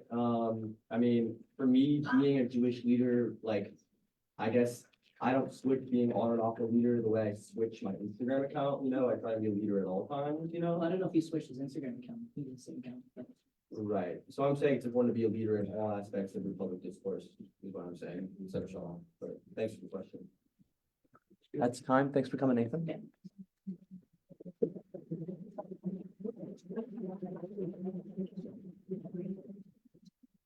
Next is Nora.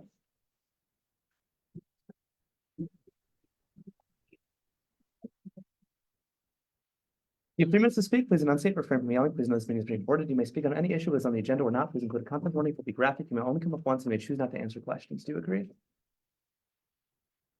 You may begin. Good evening. My name is Nora. I'm a senior global studies major. I returned from a year off school this January to finish my studies, winter and spring. I was housed in Lavender Living. I am transgender and trans woman. However, after a number of microaggressions by my new roommates over the course of weeks, my roommate told me, everyone in this apartment is pro-Palestine and we don't want you to live here. We're going to contact housing. Mind you, I'm a liberal. I support Palestinian independence and have since I was cognizant of the conflict. None of these roommates were personally involved in the conflict. They were just radicalized online. I packed my bags and left the apartment feeling more humiliated than I had in my entire life. I had to move twice before being settled in a new apartment that required me to get an Uber every time I had to haul stuff over because it's so far away. I share this story because I want UCSB to address this unchecked wildfire of anti-Semitism that endangers Jewish people in general and on campus in particular.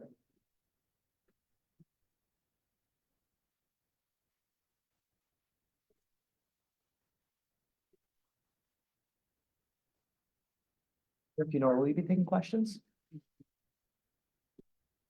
Floor is open. Shauna?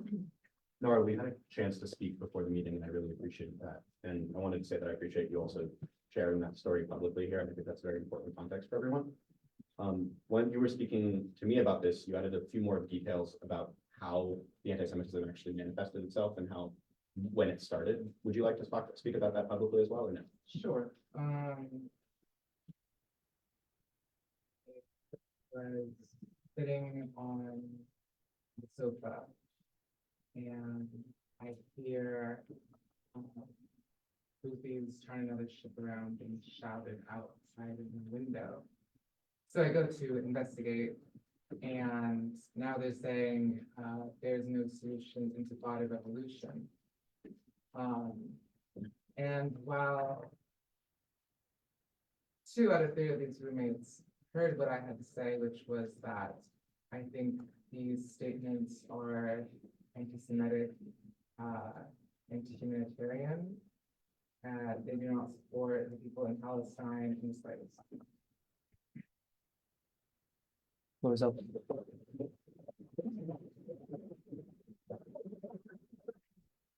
Lebowski? I want to thank you for coming.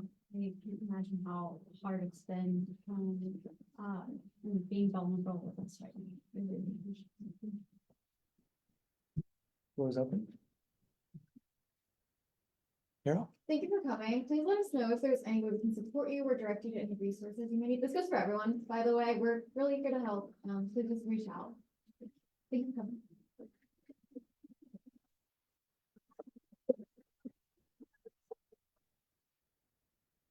What's your name?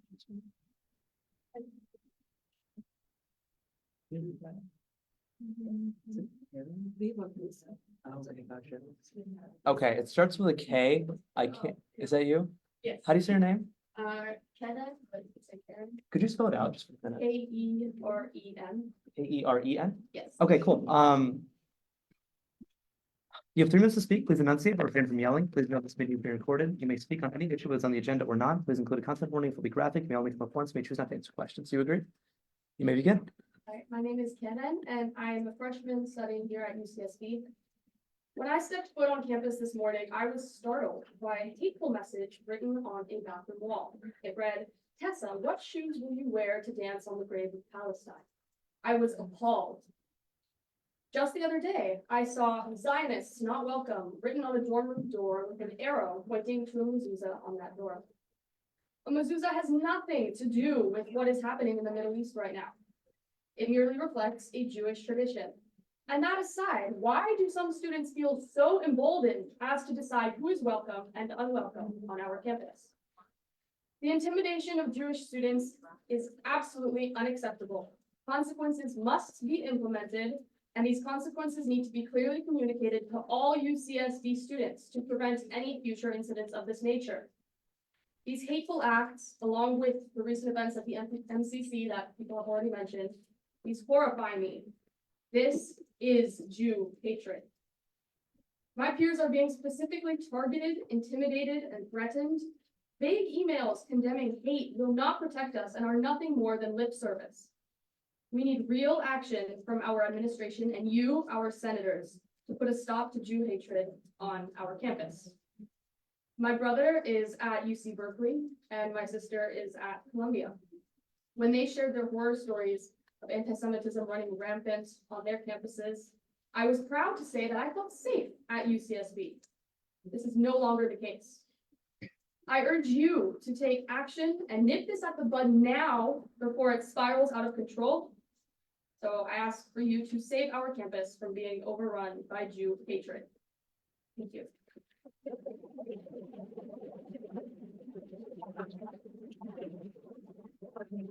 Will we be taking questions? Thank you for coming.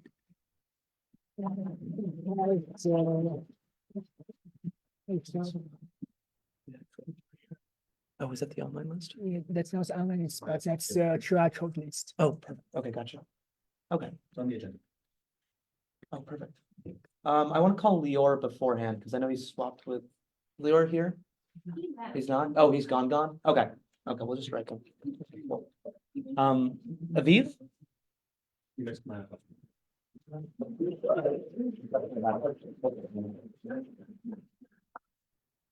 You have 3 minutes to speak. Please enunciate, refrain from yelling. Please know this meeting is being recorded. You may speak on any issue as on the agenda or not. Please include a content warning to be graphic. You may only come up once and you may choose not to answer questions. Do you agree?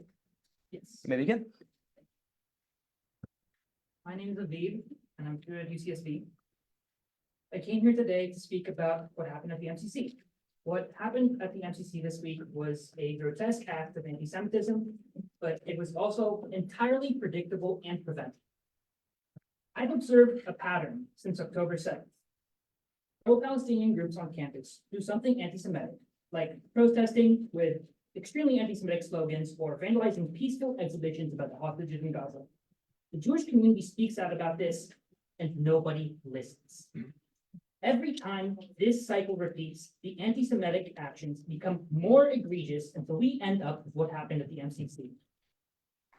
If there had been consequences for previous acts of anti-Semitism, we would not be here discussing what happened at the MCC because it would not have happened. In order to stop UCSB from becoming a hotbed of anti-Semitism, we need to punish anti-Semitism, and we need to do it now. The time for consequences is long overdue. Thank you.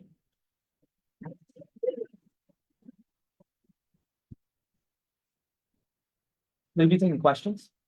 Sure. Floor is open. Sean up. Habib, I absolutely agree. Do you know any specific items that you'd like us to tackle now? What would you like us to do?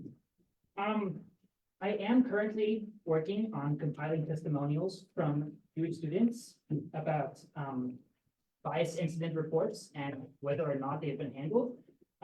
All the responses I've gathered so far from students about bias reports that they've submitted, they said that they have not seen any action taken about it. So I guess I can get back to you for that at a later date. Floor is open. Thanks for coming.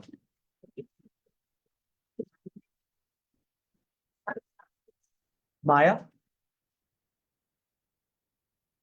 You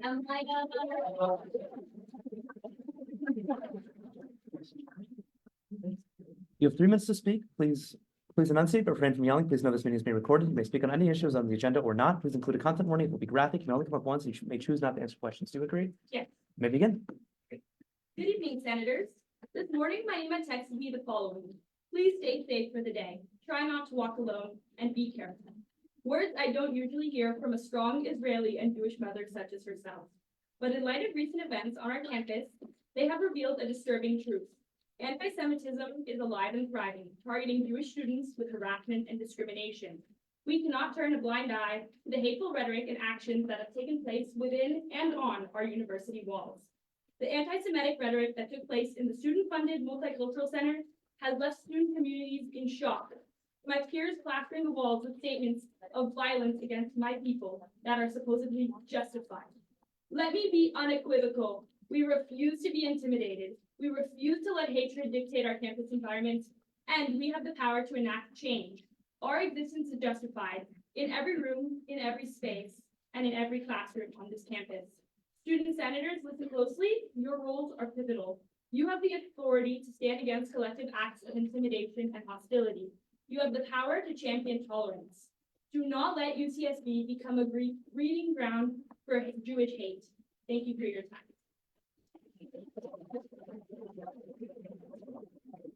Will you take questions? Thanks for coming, Maya. Jacob?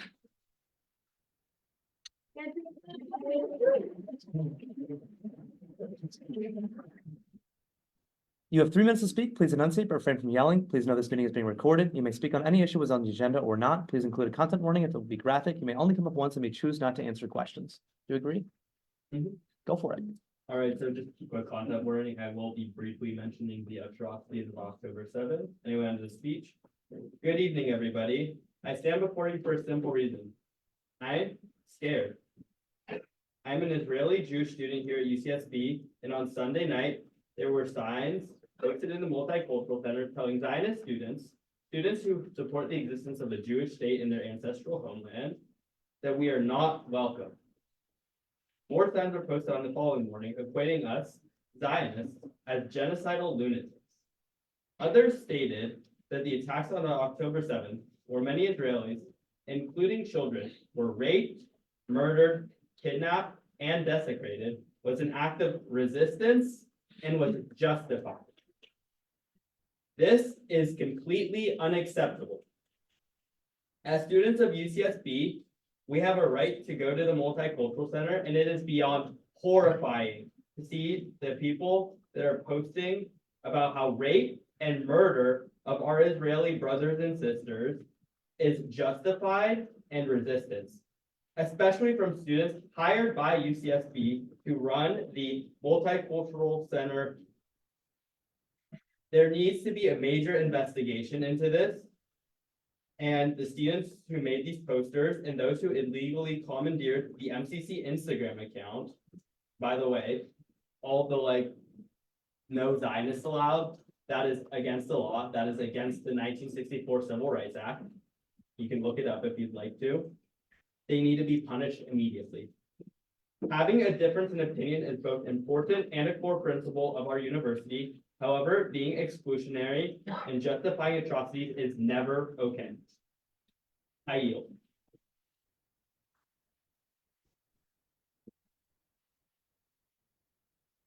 Would you be open to questions? Sure. Floor is open.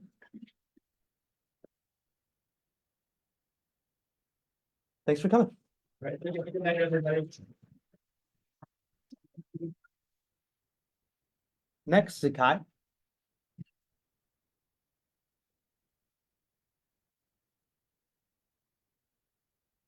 You have 3 minutes to speak. Please enunciate, but refrain from yelling. Please know this meeting is being recorded. You may speak on any issue as on the agenda or not. Please include a content warning. It will be graphic. You may only come up once. You may choose not to answer questions. Do you agree? I agree. Go for it. Okay, cool. First of all, thanks for like giving us this space. I appreciate it. I know we all appreciate it. Also, I'm super nervous right now, so I'm like stutter a little bit, like filler words and that stuff. But basically, I know that you guys like take a lot of time and it's like a lot of emotional baggage and stuff. So I do really appreciate all the work that you put in to like try to make campus safer. I know we all want this to be a good community for everybody. But basically, I just want to echo what everyone else here is saying, like, you know, my people, the Jewish people. So like today, like I'm standing before you as an Israeli, someone who's lived in Israel for over 4 years of my life, a Jew, a student at UCSB who's involved. I work at CARE, I work at the CARE Center, so I work for the school, and I'm pretty involved on campus in general. But yeah, I just wanted to echo what people have been saying tonight about the MCC event, unfortunate event, and the sign. I think it's terrible, you know, anti-Semitism is kind of a tale as old as time, unfortunately, but when it comes here on campus, I feel like you guys are the best people to address about it. And I just wanted to share a quick anecdote about having been there the other day, the day after it was put up. A lot of members of the Jewish community, including myself, went over there to like hang out and kind of like show, hey, we're here, like this is cool, you know, to be PG about it. And somebody who was working at the MCC came out and talked to me and another member of the Jewish community. And we said, hey, why don't you take the sign down right now? You know, like it's taped up there and like, this is awful. We don't want this to be written about any, you know, minority community. And the person's response was, well, the reason we're not taking it down is because we're afraid that you're in imminent danger, or you'd be in imminent danger if you would. So I think that right there speaks volumes about Jewish people feeling unsafe on campus, myself included. So I just wanted to echo that it's real. We feel like we're unsafe. And when that happens, like you start to think about things, right? Like I got these awesome Birkenstock clogs and I don't really want to wear them around that much because I want to be able to like know where the nearest exit is. And I want to know like, you know, how to get out of someplace or if I need to get out of someplace, things like that. And it's like the little things you think about and it's just very upsetting. And I do want you all to do something about it. I appreciate again the fact that you're here and that you're willing to listen to us, but it'd be nice to see things done specifically. I think a lot of issues since October 7th that have escalated to signs like these that are just blatant anti-Semitic signs are like instructors, TAs, curriculums being like very biased against. So I think that's another one, and that's a really, really important one to address that. And before my time is up, another thing is like the protests as well. Peaceful protests as opposed to things that are really disruptive. So yeah, thank you.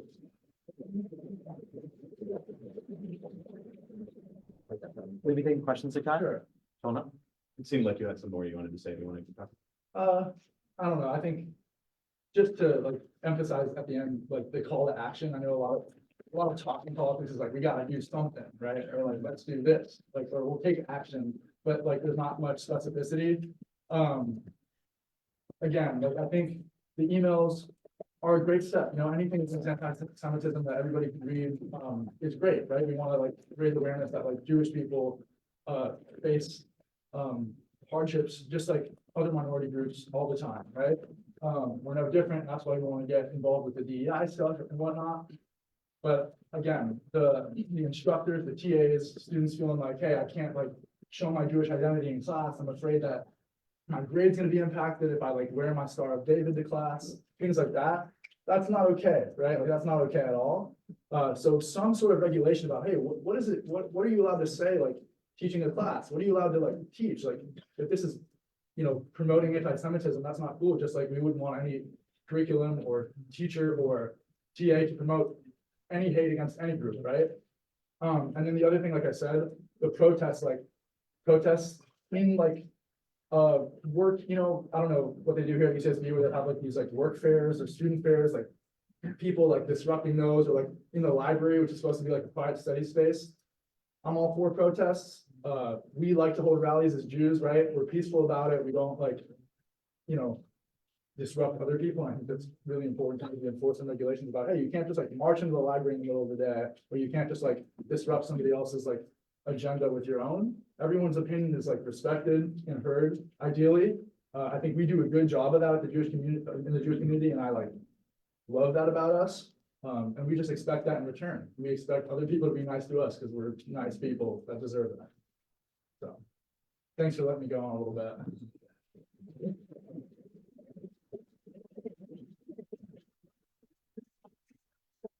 Thanks for coming, Zakai. Yeah, thanks for having me.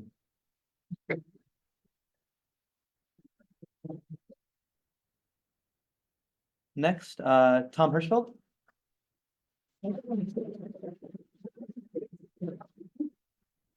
You have 3 minutes to speak. Please enunciate, refrain from yelling. Please know this meeting is being recorded. You may speak on any issue that is on the agenda or not. Please include a content warning. It will be graphic, may only come up once, and we choose not to answer questions. You agree? Yes, Go for it.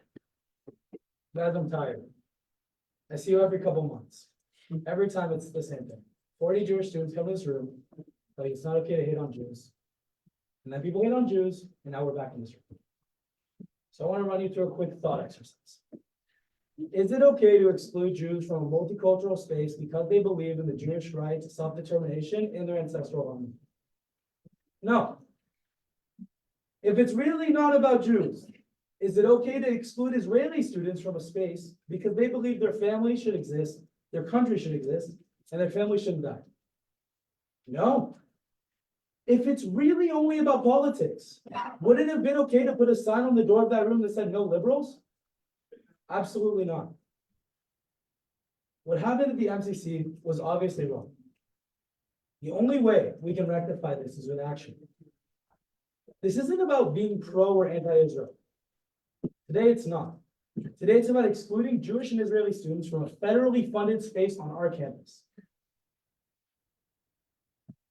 So, the social media actions of the MCC were reprehensible. But I'm not worried about them. Because most likely, they're simply the work of one person. I'm not concerned about that one person. We have administrators and MCC professional staff to deal with that one person. I'm concerned about the apparatus which allowed this to happen. Which allowed signs like this to stay up when the MCC opened in the morning. Which allowed Jewish students to sit for hours in that room while being taunted by the same students who put up those signs. The same administrators which, when they saw Zionist not welcome written on that door and on the door of a Jewish student's dorm with an arrow pointing at his mezuzah, didn't take sufficient action. A mezuzah is not an Israeli symbol, it's not a Zionist symbol. Every single Jew who practices to that degree has a mezuzah on their door. Why? Because it says you're Jewish and this is your home. And so for someone to walk the halls of a dorm, see a mezuzah, and decide to deface it with rhetoric, which not only is discriminatory towards Zionists, but also shows that there's really no distinction in these people's eyes between Jews and Zionists, is disgusting and reprehensible. And so I'm not here telling you to write a statement. I'm here to push for investigation because we don't have enough information about this. And I'm not saying we should punish people. I'm a big advocate for education of people when they're committing hatred. but we don't know who we need to educate. We need investigation, it'll yield information, and then we can hold those responsible accountable, hopefully through the lens of education, but ultimately that's up to administrators. I yield the rest of my time, I'll take any questions. Thanks, Tom. Floor is open.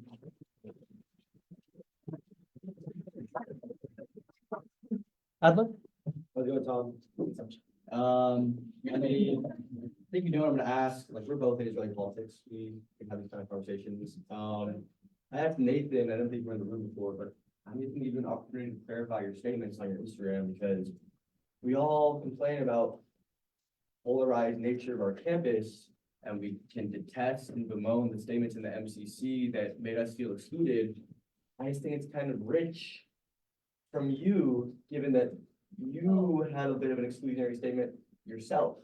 And so, if you want to clarify that at all. Love to. Thank you for giving me the space to do that. Are you, Jack, familiar with the Association of German National Jews? During the 1930s, this group of Jews in Germany under the Weimar Republic and later under Hitler organized, and they said, look, we're Germans. Everything that's going on here is great. And as the Nuremberg laws unfolded, they put out statements to the rest of the world. They said, look, this is all great. No action needs to be taken. The Jews here are fine. And so would it have been anti-Semitic for me in that moment to say, yo, these guys are wrong. They're tripping. This is not okay. This doesn't represent Jews? No.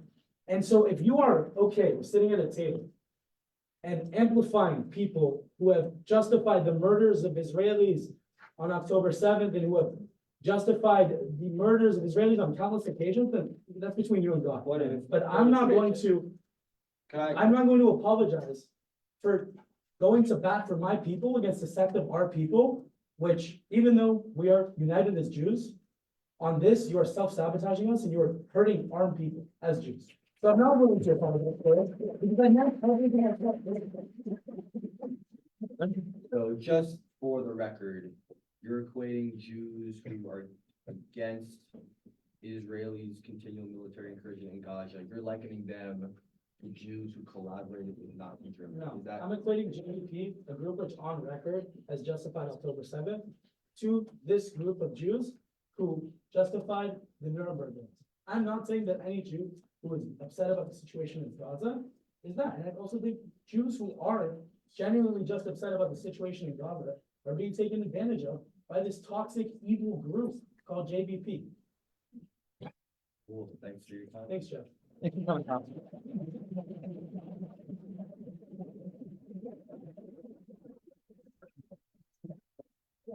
Did we get a recess for the minute taken? Brooke?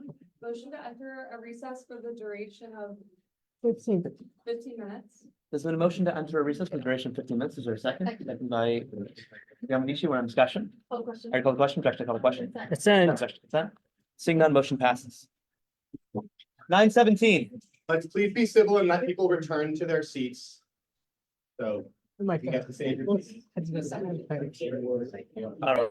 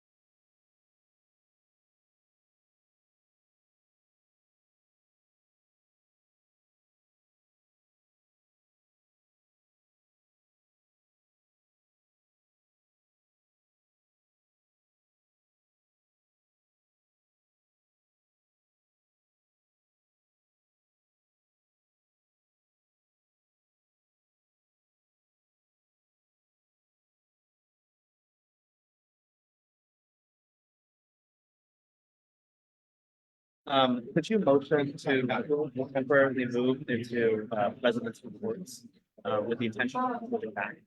Public forum? We do that. Right now, could you motion to move temporarily? We do that. At some places, we cannot. Oh, no, me and Tessa just spoke tomorrow, so it's just fine. Okay. We'll try to meet each other.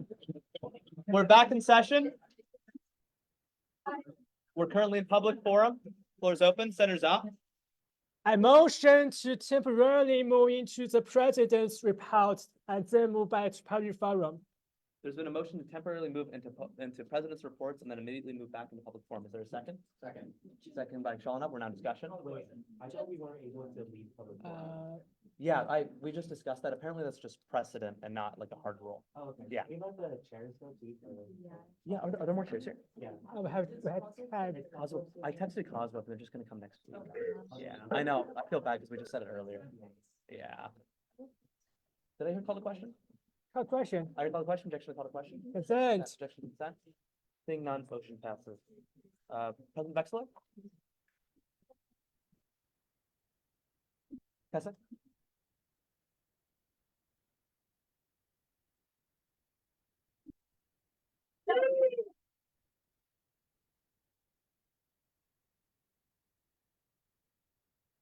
Hi, everyone.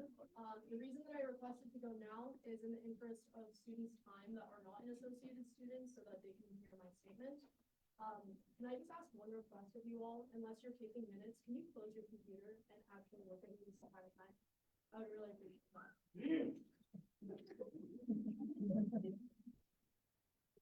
Just need to go. Okay. In 1990, my story began.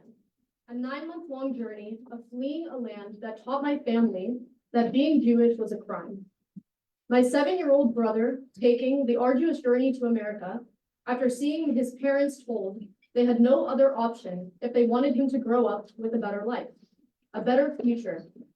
As my family of Soviet Jewish refugees traveled through Europe in hopes of securing a trip to America, they knew they could count on one thing: the existence of a Jewish state not so far away, that would take them in at any time. A state whose existence I defend because my existence depends on it. Yesterday at the Multicultural Center, I was told by those whom I was simply attempting to give a glimpse into my identity that what I'm telling you right now was a sob story, but that could not be further from the truth. I am strong. I am resolutely and proudly Jewish, and I am deeply resilient, because this story is etched in my bones. On Sunday morning, I woke up to an image on the door of the MCC, and a place in which I have hosted many events, stating the following: Zionists not allowed. The ripple effect of this message was spread quickly through our campus community, rearing its ugly head in our Jewish circle of students. The Jewish community decided not to allow themselves to be pushed out of any space, and I stood by them, and I will continue to. What is being misunderstood is the core of this issue. Assembling, political discourse, free speech, yes. Harassment, bullying, exclusion, no. One community's safety cannot come at the expense of another, and that is what I am fighting for people to understand. Throughout Monday, I engaged in meaningful conversations with many students. I listened to ways that I could better serve minority communities on campus, specifically Palestinian and Black students at UCSB. I look forward to continuing to work with these brave voices who raised what I'm sure were challenging feelings to my attention. And at the same time, I will never satisfy others if the way to do so is sacrificing my identity. The unfortunate reality of this time is that I do not feel safe on campus. I'm here because the Jewish community here, and now it seems the Jewish community nationwide, is looking to see what I will do. And that is why I am showing everyone that I am not going anywhere. In the MCC on Monday, there were signs reading, "You can run, but you can't hide, Tessa Vexler." And just this morning, a campus bathroom was vandalized with graffiti targeting me as well. This is dehumanizing and rooted in anti-Semitism. How can Jewish students at UCSB feel safe when they see a Jewish leader being explicitly targeted. When the majority of Jewish students statistically considers themselves Zionists, this rhetoric targets, isolates, and vilifies Jewish students. Even if the intention is not to be anti-Semitic, the impact is what matters. This incident is not an isolated event, but rather a culmination of neglecting to adequately address the implications of such speech and actions within our university. UC Santa Barbara must not remain complicit in the targeting, intimidation, and discrimination against its Jewish students. The urgency of this situation cannot be overstated. There is no room for delay in addressing these issues. We must act decisively and demand accountability to ensure the safety and well-being of all students.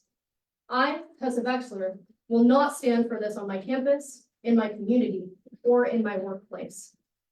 I refuse to be conditionally Jewish, a Jewish person that you want me to be. As the AS president, I have always been open to hearing everyone's perspective. I've never silenced anyone. In fact, I have stated that I will meet with anyone and have been rebuffed by those who aim to disparage me rather than to engage in dialogue with me.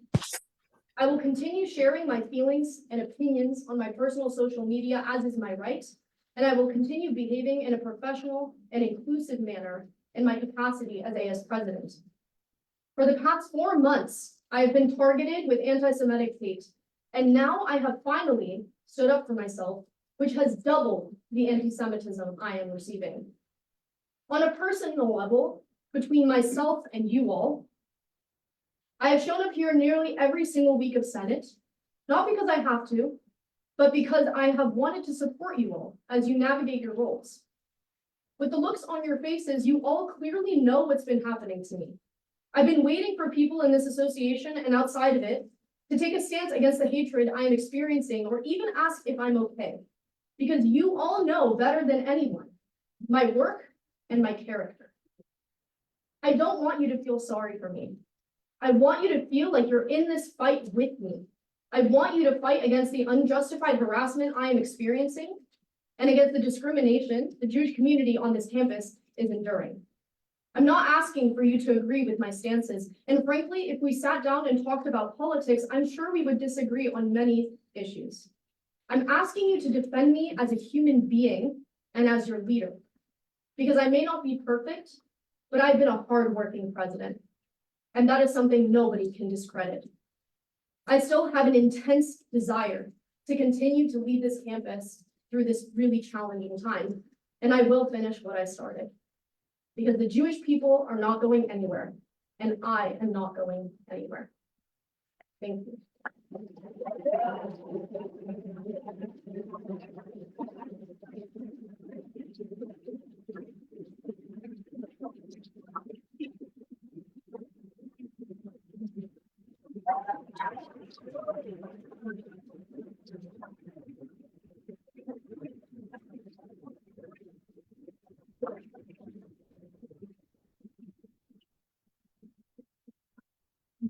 Mr. President, will you be taking questions? So I will be taking questions. Floor is open. Shauna? You like, what would you like Senate to do? I think that I've seen a lot of concern about appeasing different parties on campus. And I think you guys need to understand that it's not about the legislation that you pass, it's also about the way that you carry yourself, the opinions that you listen to, the things that you represent within your communities. All I want is for you all to understand what is happening here. And the only way you're going to do that is by involving yourself more in the community that is here today. Not about going to the events that are comfortable for you. You should be uncomfortable as someone in a political position. And that's something that I realized when I was speaking to students at ACC, I was not doing enough. I should be going to events that make me feel uncomfortable and viewpoints that I disagree with, because that's my responsibility as a leader on this campus.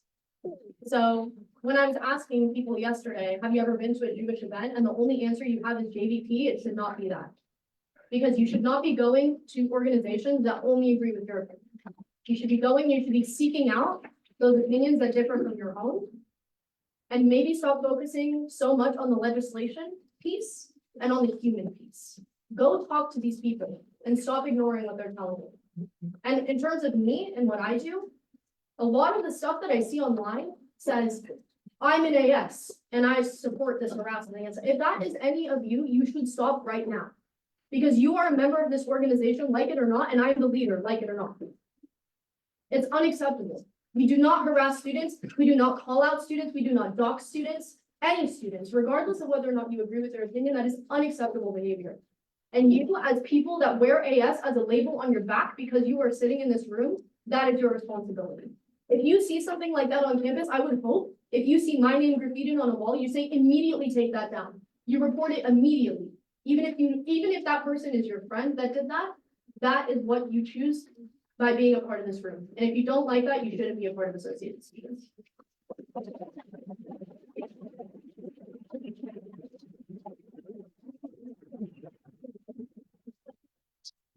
Adley?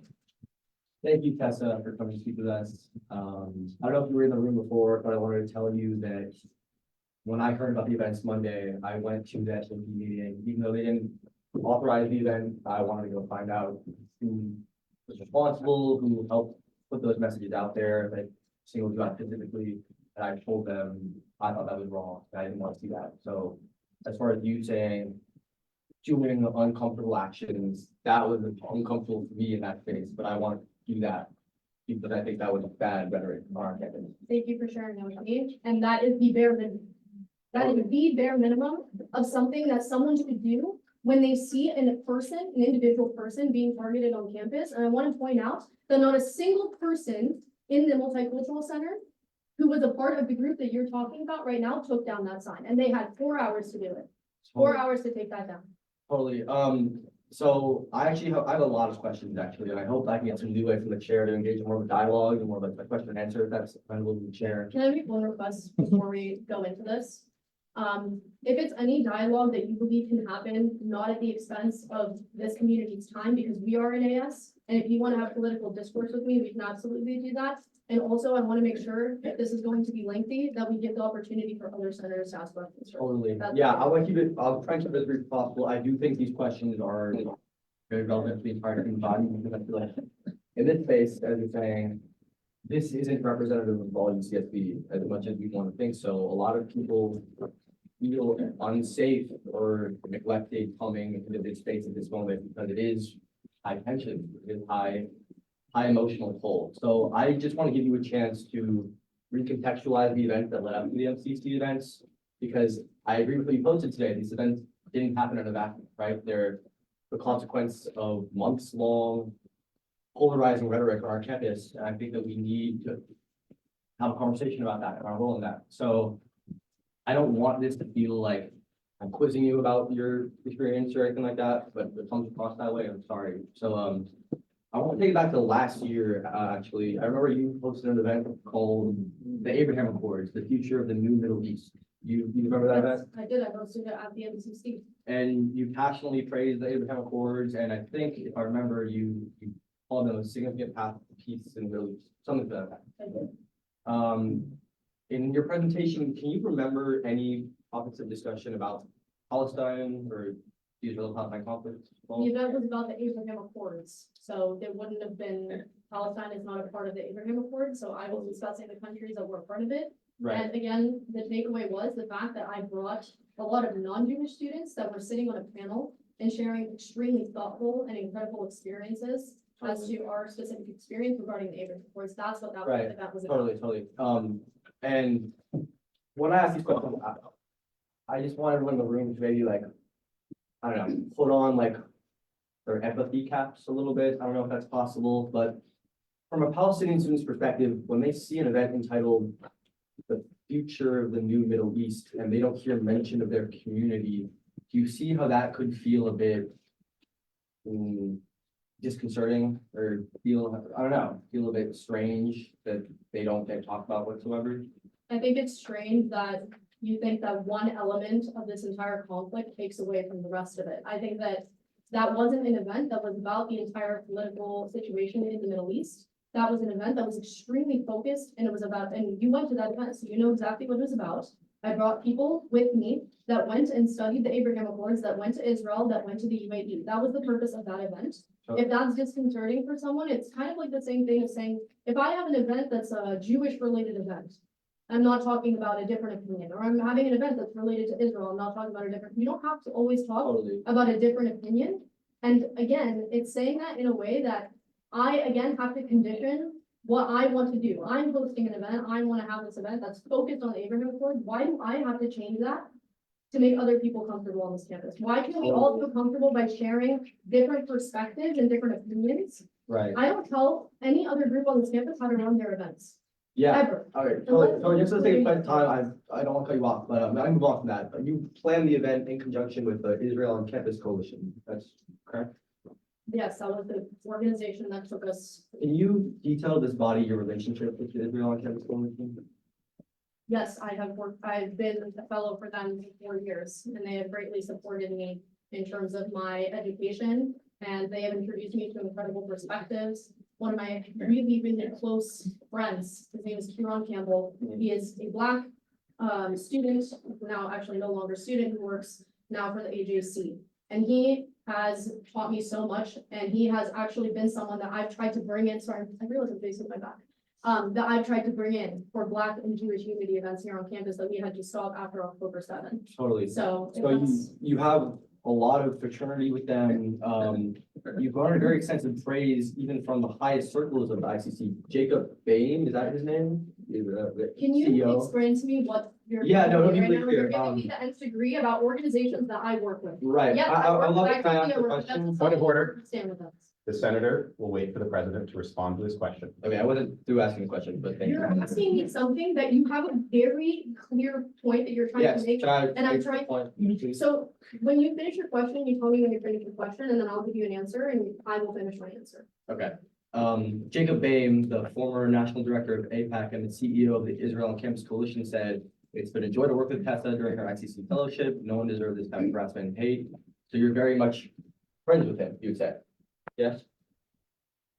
I want to understand what you're doing right I'll now. have my next Hold on, question. I'm going to finish my answer, right? Okay? Yeah. You are forcing people who are paying student fees right now to give me the nth degree as a Jewish woman who just came in here for 5 minutes and gave you a speech about my experience, told you I was being harassed on campus, and you're giving me the nth degree about someone who has supported me. What do you want to do? I'll Wanna go ask the through my question followers? right now. Are you familiar with the Project Butterfly? I'm not familiar with the Project Butterfly. Well, if anyone wants to read along, The Nation just released an article about Israel's war against American student activists. I'll quote from the article right now. Next, Netanyahu secretly turned his attention to American students, faculty, and campus groups in the U.S. fighting for Palestinian rights. Fearing the growing support for the Palestinian cause in college campuses, he established a covert front to spy on, harass, intimidate, and disrupt these student groups. Critical to this effort is the little-known Washington-based Israel on Campus Coalition. For years, the organization, with links to both Israeli intelligence and APAC, has used student informants belonging to Jewish and pro-Israel campus organizations in the U.S. to gather on pro-Palestinian students and groups. Your friend, Jacob Bain, is actually quoted in the article. To Kleinfeld's hidden camera, Bain described the ITC as basically a clandestine Israeli military command. Quote, "It's modeled on General Stanley McChrystal's counterinsurgency strategy in Iraq. We've copied a lot from the strategy that we've been working on really well, and one of the pieces is Operations and Intelligence Brief. The intelligence brief, containing secret details about targeted American students and faculty, is then passed on to Israel's Ministry of Strategic Affairs. These are striking revelations, indicating that Israel is illegally operating a secret nationwide campus spying operation within the United States, while Bain and his Can I staff." just stop you right there? You're Yeah. being so incredibly disrespectful right now. You are calling me, first of all, what you're trying to do right now, I don't know what you're trying to do, but calling me a spy, saying that I have a relationship with this article that I've never seen before. I came in here and I asked the Senate, sorry, I'm gonna lower my voice. I came in here and I asked the Senate, I said, I am getting hate crime on campus. I'm going through an extremely difficult time. I'm asking for the Senate to reflect. I'm not going to talk to you about Israel-Palestine relations right now, and this is frankly a waste of time for the students in this room that came here that wish to speak to you all about the anti-Semitism on this campus specifically. This is actually unacceptable, and the fact also, like, the silence right here is actually insane. Point of order. Yes, thumbs up. The Senator Adler is making a statement and it's competitive, which is against the Robert's Rules of Order. I ask the chair to rule this Q&A to be stopped, for other senator have a chance to ask questions as well. I'm not in a court trial. I don't know what this is right now. But it's Yeah, acceptable. We'll move from discussion to maybe just straight questions. I'll go Lebowski, John, and then Dr. Adler, a few more questions. First of all, thank you, Tessa, for being vulnerable with all of us. What happened this week was absolutely atrocious, and anyone who celebrates it should be ashamed. Period. Anyways, I transferred here last year, being here for almost 2 years now. I have honestly never felt comfortable in the MCC. When I first saw it, I was like, oh my God, this is so cool. So last year, brand new, had never been there before. I walk in, as soon as I walk in, everyone just stares and looks at me. Honestly, I'm like not very confrontational person, and I walk away. So this year, slightly braver, slightly. I then walk in and I actually have like a club that I want to be affiliated with the MCC. I go in and I then get glares again. Sorry, I will get to a question. And basically I was led through hoops where I basically have been ignored about somehow being affiliated with my multicultural club. So then fast forward to this Monday, the president of SJP told one of our fellow students that I do not, and I quote her, I do not speak to Zionists, period, unquote. And I'm personally not sure how someone like myself who wants to learn more, and I've wanted to understand other people's perspectives, how are we supposed to, as senators, learn from other people who are unwelcome and excluding other people from their spaces, where as RCOs, we are supposed to be all inclusive as well as AS. So I'm actually asking for your insight in how to approach situations like this. Completely valid questions. First of all, if you're ever being actually barred from entering any type of event, that is something that you should report immediately, because no one has the right to bar you from an event based on anything. Okay, so that's the first thing. Second of all, again, part of this idea of going into spaces that make us uncomfortable is the fact that some are going to be more uncomfortable than others. And I think that I take a lot of pride in being a part of a community that has always reached out their hand, and that the time even before I came to UCSB and I knew of the groups on campus, Jewish organizations, Israeli organizations, trying to collaborate with organizations that disagreed with them and being met with no avail. And I think that since October 7th, the tensions that we have on campus have unfortunately stalled that process. I feel like we've taken 5 steps back, and I hope that one day we can get to a point where we are collaborating again, where we are trying to work together to not find uniformity, but to find unity in the fact that we have a goal on this campus, which is to have productive discourse, to educate one another, and to be safe, frankly.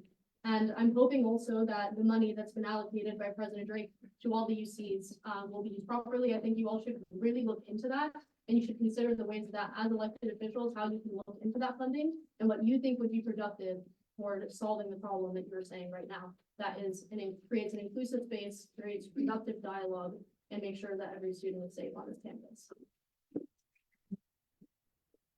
Senator Shawna? Before I ask my question, I want to make a brief comment, which is I noticed Senator Martinez, Senator Bandari, and Senator Adler are on their computers, and I'd like to ask them to participate in this discussion. Because I also find it interesting. Not open right now. I'm taking notes on this meeting, which was an exception that President Bexley made when making that request. President Bexley, I wanted to follow up on Jeff Adler's line of questioning. You have the keys to the space laser, the Jewish space laser.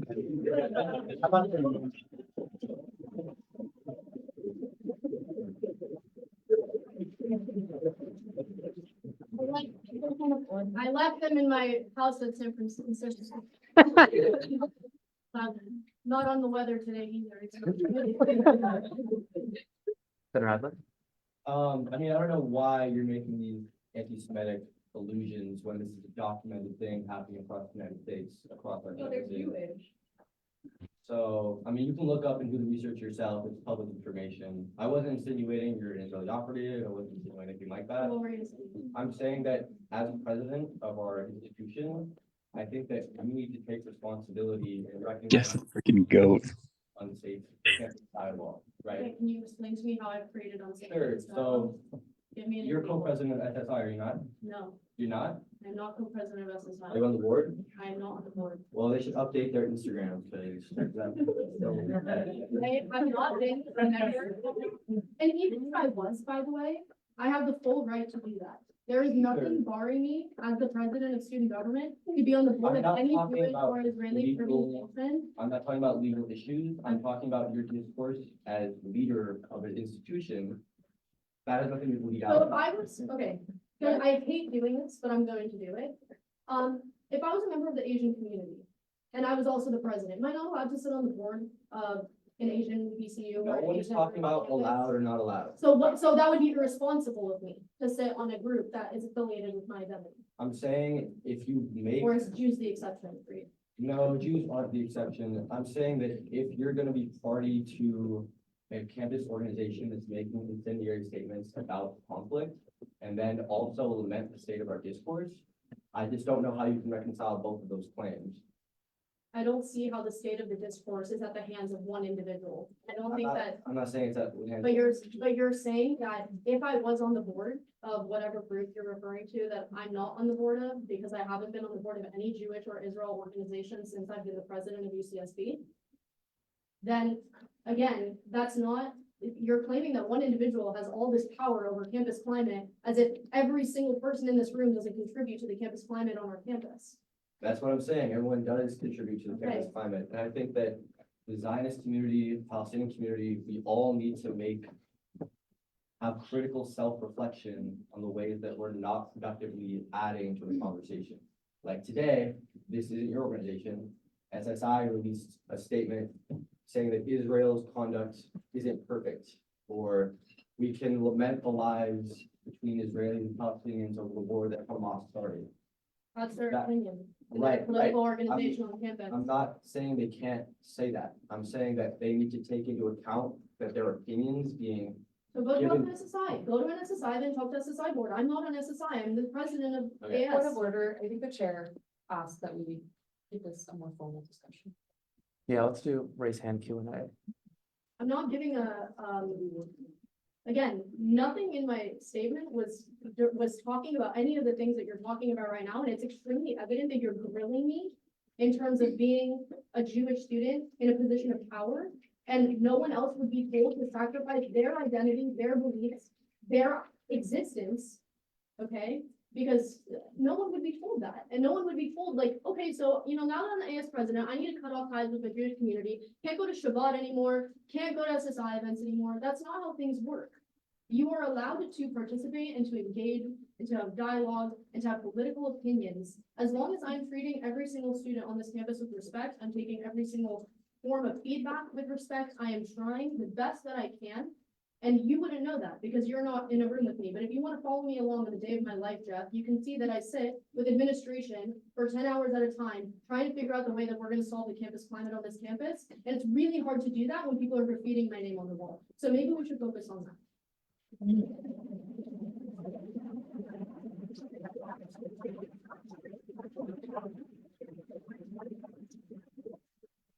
We go little page and then Folk. I just wanted to ask if you had any information about the funding to, I know that I was looking into it, the funding to combat anti-Semitism is on fully on campus. I think that the campus climate has just gone it's gone too polarized, and it's making everybody feel unsafe on this campus. So that's definitely something I'd like to look at. Yeah, I think if any of you are interested in that conversation, that is exactly what I want. That's what I've been waiting for. Thank you for finally saying it. That is productive. We are being given $500,000 to each UC by the Office of the President to work on this issue. And if you want to be a part of the decision-making process, please contact me. And I will make sure that I translate at least what your opinion is and what you're thinking. I will try to relay it. I will try to bring you into the rooms with me where this conversation is taking place. It's so important. That's exactly where our focus should be right now. And having student influence on those decisions is important. I said Folk and then we'll go Gabrielson. Hi.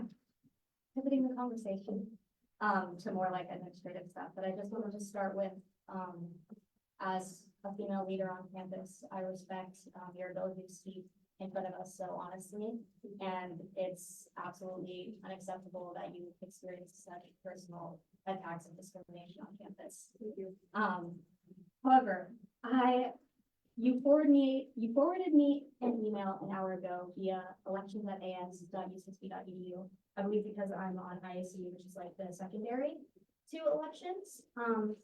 I'm not sure who else is on that mailing list besides one student named Jiaming Liu, who's contacted me from elections board.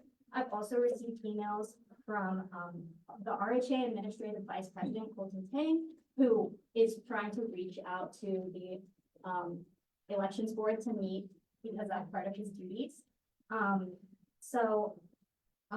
I was just curious because you forwarded me this email and it says, It's my responsibility to forward all emails that are through elections board. yes, but I was just wondering if you read it because it says, okay, yeah, it just says that Fully you aware. been ignored for months That's about because this. I don't answer elections inquiries. It would be extremely unprofessional and it would also be conflict of interest. I completely understand, but it is week 8 of winter quarter and you still have no elections chair or vice chair. So I don't that's hire very the hard. elections chair. Isn't that not the president's fault? It's COC that hires the elections chair, and I have actually nominated, if you read the agenda, I actually added the elections chair to the agenda for this evening. That is my bad. I just saw the forwarded email and I was really confused, but thank you. I forward all the inquiries to the elections board, as is the right of the elections board to review those inquiries.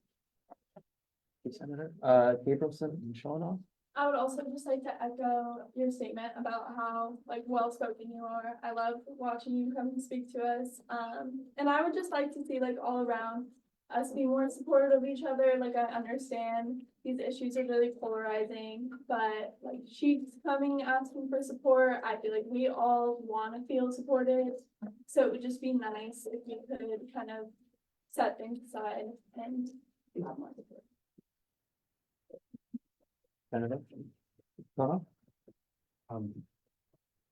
I find it interesting, and I'm actually just curious what your view here is. In my view, the graffiti this morning wasn't just anti-Semitic and wasn't just targeting you, but it also felt like it had a misogynist undertone to me. Did you agree with that? It felt to me like that was part of the implication. A lot of the things did, and if, I don't want to get too graphic here, but I'm going to, so that you guys understand that sometimes how you read words is not how I read words, because I'm someone who lived in Israel for a year, and I'm also a Jewish woman. And after some of the most horrific violence against Jewish women happened, sexual violence, and people wrote, "You can run, but you can't hide."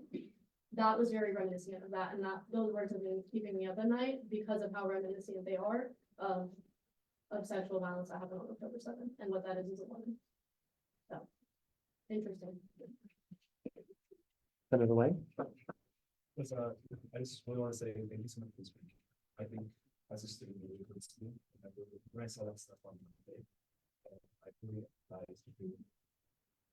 My question for you is there a specific, I guess, action that you would imagine people taking against students who did post that on the MCC? Because students who did that on the MCC specifically totally. So Right. what would your ideal resolution, whether that be punitive or whether that be more student? I don't have an ideal resolution right now. I need the administration to do a thorough investigation. I need them to understand where this came from, who did it, if it was groups, if it was an individual. I don't, if you're asking me what my goal is, like, my goal is accountability, but my goal is for Jews to be respected on this campus. That's my goal to make it.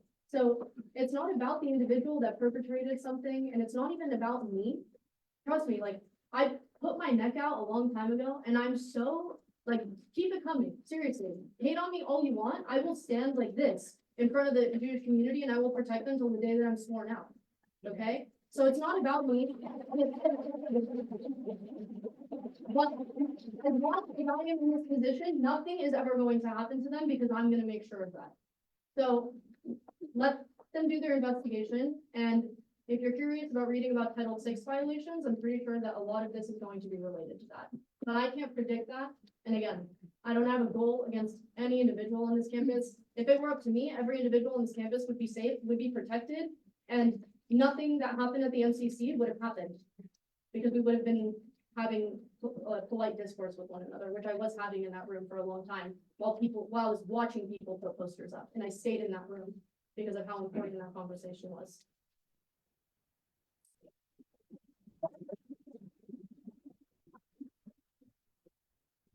Floor remains open. Broadway.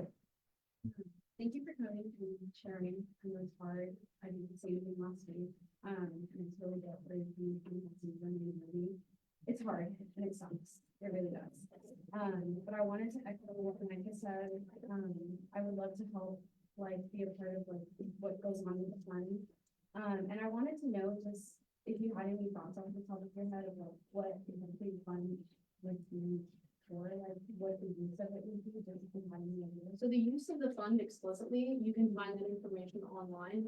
I can also send it to you if you reach out to me. Honestly, my inbox is really cluttered right now, so I might not get back to you right away, but they have said exactly what the funds are, what the theme is, I guess you can put it that way, of what those funds should be directed to. It's more that they want to give universities the opportunity to specify the initiatives themselves depending on the campus climate, because what works at Berkeley isn't going to work here. So my understanding is that there's leeway. My understanding is there's already been some decision making about where the funding is going to go, which I'm happy to share with you as well eventually once I get everything together. But there is like, they're not just like giving us $100 million and like all the campus climate. They're giving you like, guidelines. So I'm happy to share those guidelines with you, and I'm pretty sure they're also Googleable. So. Floor is open. Thank you, Madam President. Thank you for listening.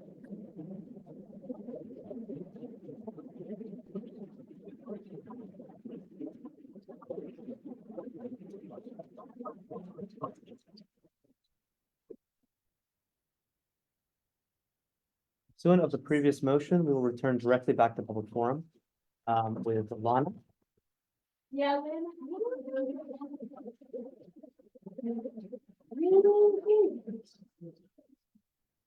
Oh, I forgot my speech. I'm so sorry. You have 3 minutes to speak. Please enunciate, refrain from yelling. Please know this meeting is being recorded. You may speak on any issue, whether it's on the agenda or not. Please include a content warning that will be graphic. You may only come up once and may choose not to answer questions. Do you agree? You may begin. my name is Lana Manfredi, and I'm one of the many Jewish students on UCSB's campus that has felt extremely unsafe and uncomfortable. But especially since Monday, when the MCC was filled with dangerously anti-Semitic signage. This kind of discrimination and intimidation is not conducive for peaceful learning environments for students, which is why I'm urging the senators to hold the students who are perpetrating this violence accountable in order to keep everyone at the standard safe. Thanks for coming. Before we proceed too much further, I do want to say we have to be out of this room by 11. It's you've sent policy. But moving on, Alan. Could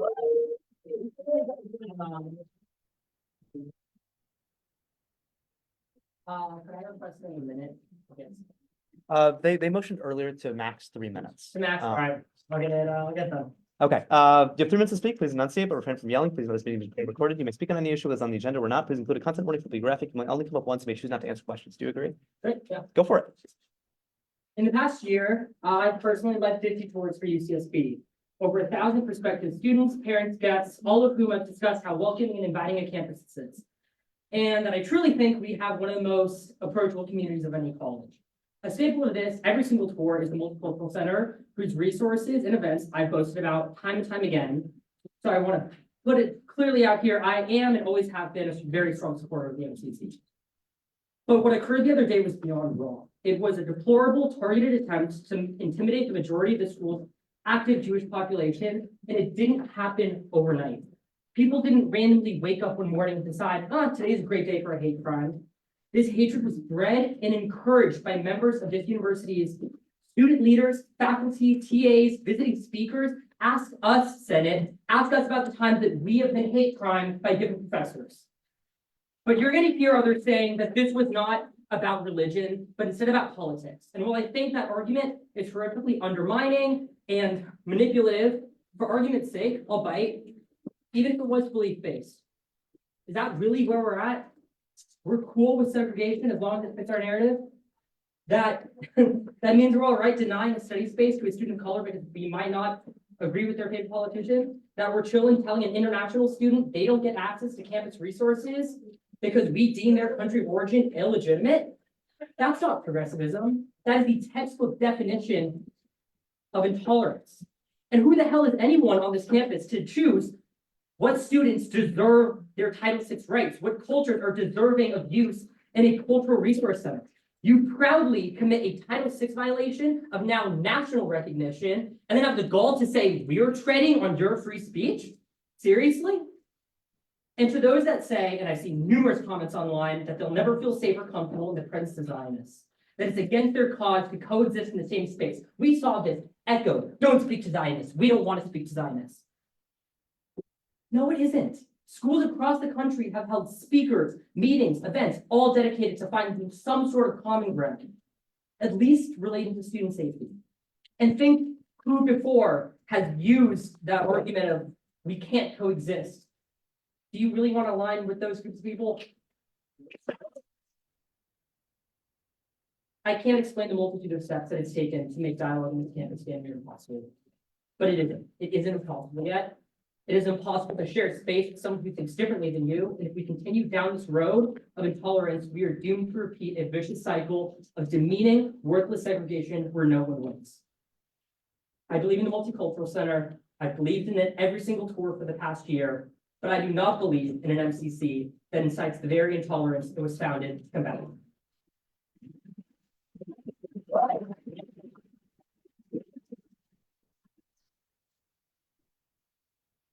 Alan, will you be taking questions? Sure, yeah. Floor is open. Senator Rowe, Thank you for coming. floor remains open. Senator Shalma? Thank you so much for coming. Have you received any pushback from your supervisors or anyone in the career association, career structure at all, or are you good so far? I know they posted on social media attacking them and things like that. I just wanted to make sure that you haven't received any retribution for that. I have not received any retribution for that, which I hate to say I'm grateful because that feels very bare minimum, right? I will say I have felt the lack of any recognition from them of what's happened. They are fully aware of the numerous students that are Jewish and Zionists within that organization, and yet there's been nothing to tell us how we're supposed to go about going through the MCC on our tours for the family tours that we lead. We go through the MCC every time, and for student group tours, we're expected to call out the MCC every time. So not really sure how I'm supposed to call it a building that I was just yelled at and said that I wasn't allowed to enter. And I would appreciate maybe some sort of recognition for that, but I do really appreciate my bosses. They're very respectful community and stuff. The floor is open. Thanks for coming, Alan. Thank you. Senator Zoll?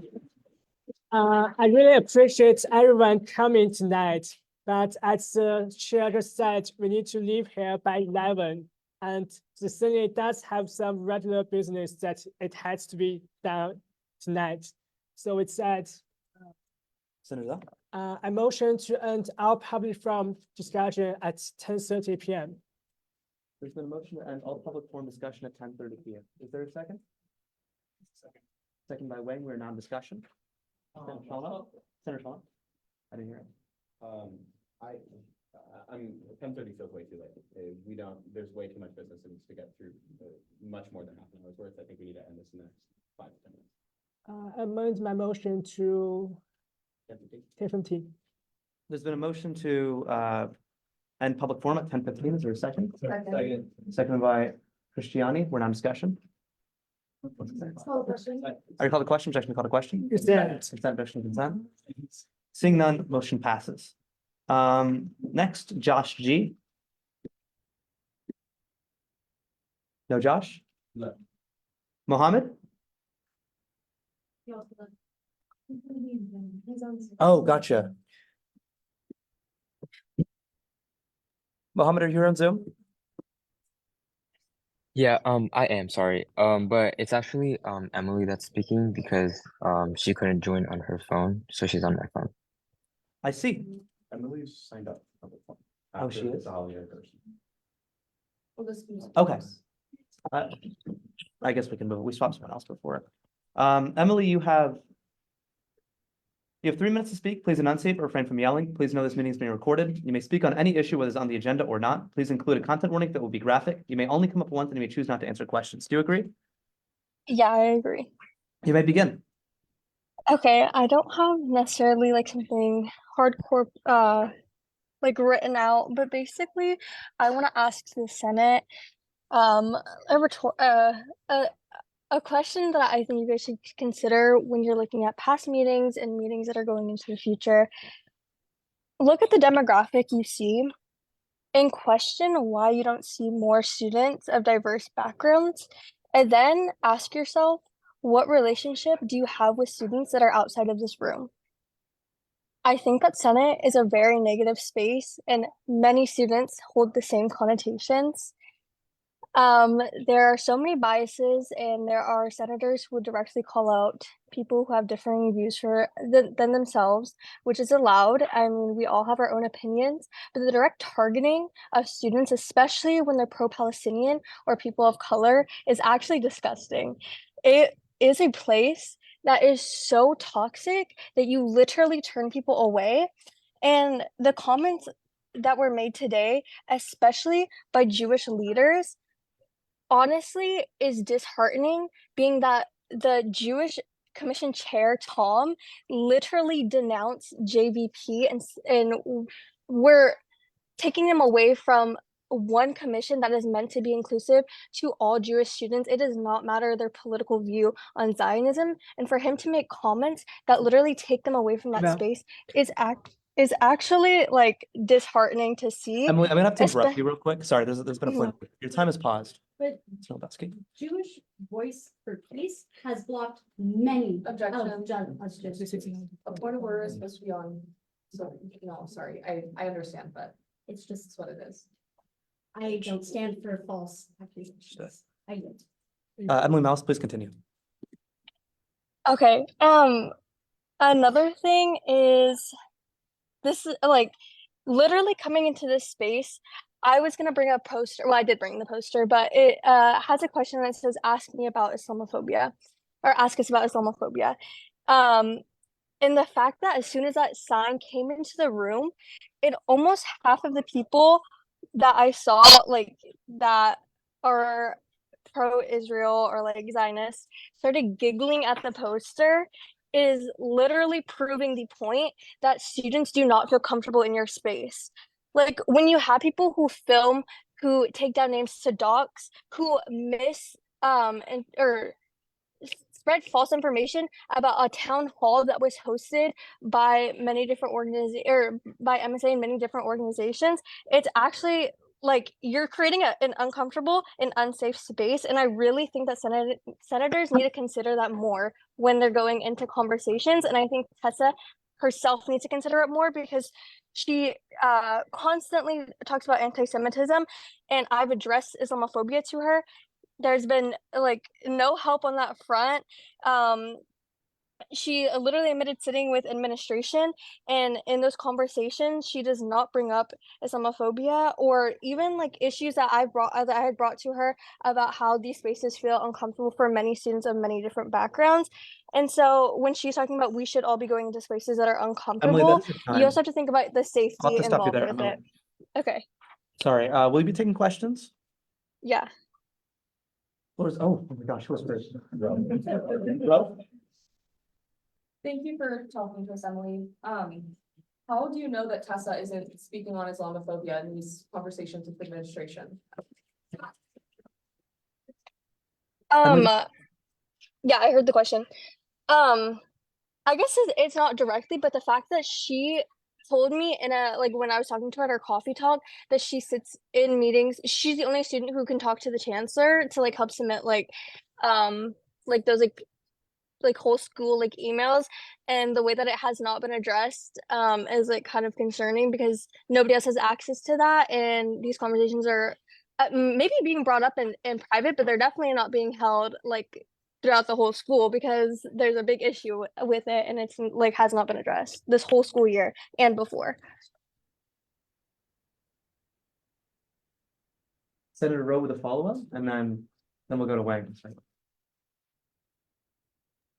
Not sure how often you check your campus email, but the most recent email from Henry Yang, the chancellor, does include clauses about Islamophobia. It's not exclusive in any way. It talks about individuals who experience discrimination and harassment based on their actual or perceived shared ancestry or ethnic characteristics. So that's not limited to anti-Semitism.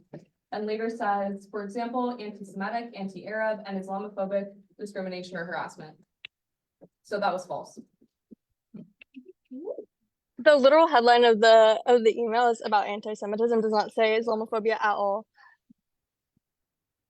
Senator Wang, I saw Senator Wang. I'm sorry, I want Would it be possible to motion for additional time? But if not, I'll just continue with my motion. Yeah. First off, this is more of a statement question before, but I'm not too comfortable with the fact that people can claim stuff. People can claim that President Vexler did not bring up Islamophobia in these conversations and then backtrack right after. But my question to the speaker is there anything that you would like us to do to make Senate potentially more inclusive to all students? And like anything actionable that you think that is feasible and also that you think would bring more students into schools? Yeah, I would like Senate, when you're creating resolutions, to actually consider both sides. The fact that you guys, I'm just gonna bring up the like very obvious one, the condemning Hamas. The fact that you can condemn one side, but literally refuse, and there have been, well, I've heard that there's been threats by senators about this bill being, or bills that kind of like counter that being presented. It's just honestly so disheartening, and it makes this space feel like non-inclusive. And I know for BCUs, there have been so many grievances, and the fact that in these meetings, there's not there's just so much misinformation being spread, especially about stuff about the MCC right now. The fact that people don't even understand the reason why the MCC incident happened. I'm not condoning it, but the fact is, like, the students are not getting paid, their mission statement is not being fulfilled. Like, so to create a more comfortable Senate, you have to have ideas from both sides, and you really can't like create spaces where students who are going to bring up another point of view are going to get targeted by senators to the point where they feel like they can't even speak Point of for order. questions. This has gone we're minutes over the allotted time. This is ridiculous and needs to end now. Thank you, Emily. Thank you. We are at 10:15. So Senator's deemed public forum ends now. Yeah, Senator Lebowski. I'd just like to make a statement that anyone who says that this room is not diverse because there are Jews in here is incorrect. We come from all over the world. Why? Because we were forced. And that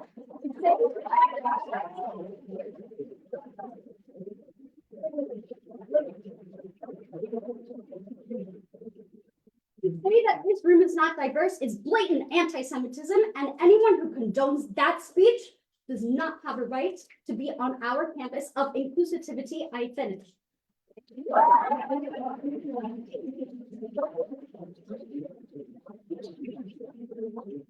Thank you, Senator. Before I open the floor, thank you to everyone who spoke at public forum. We did not get through everyone. There was a lot more people. There will be a public forum again next week. Senator Shalna, did you start? Senator Shalna? Are we in acceptance of the agenda? Yeah, I suppose so. Senator Shalna? I reserve my right. I understand that the Jewish Commission funding request wasn't ever added to the agenda. I did see an email from Yael, so I'm going to, can you add it just friendly, or do you want me to come back? I think we can just pay some. Could you email it to me, or do you want to just pay it to them if you have it? We move to action items before we get to acceptance of the agenda. Sure. Now in action items, floor is open. Senator Rowe. Motion to add funding for the Jewish Commission to item G action items. There's been a motion to add the funding for the Jewish Commission to item G action items. Is there a second? Second. Second by Carol, we're now in discussion. Call the question. I call the question, objection, call the question. Yeah. Our consent, objection, consent. Seeing none, motion passes. Floor is open. Carol. Floor is open.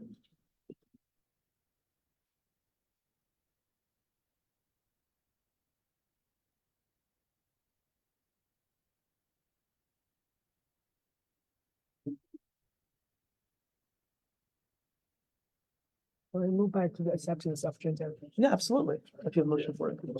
Senator Zoff, A motion to move back to acceptance of agenda and accept the agenda of the day with additions. there's been a motion to move to acceptance of agenda and accept the agenda of the day with additions. Is there a second? Second by Weber, we're now in discussion. Call the question. I call the question. Is there objection to call the question? Consent. Our consent is objection to consent. Seeing none, motion passes. Agenda's been accepted. Floor remains open. We are now, I guess we're back in action items.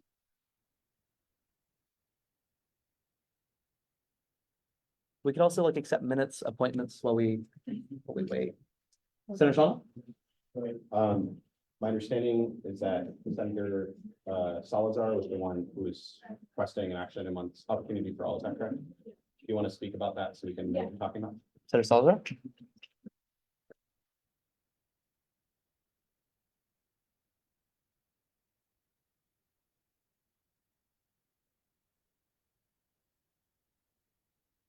And so I just wanted to bring attention to some of the projects I've been working on regarding inducting students along with Senator Lebowski, Senator Rowe, and the Director of Youth Scholar Affairs, Sophia.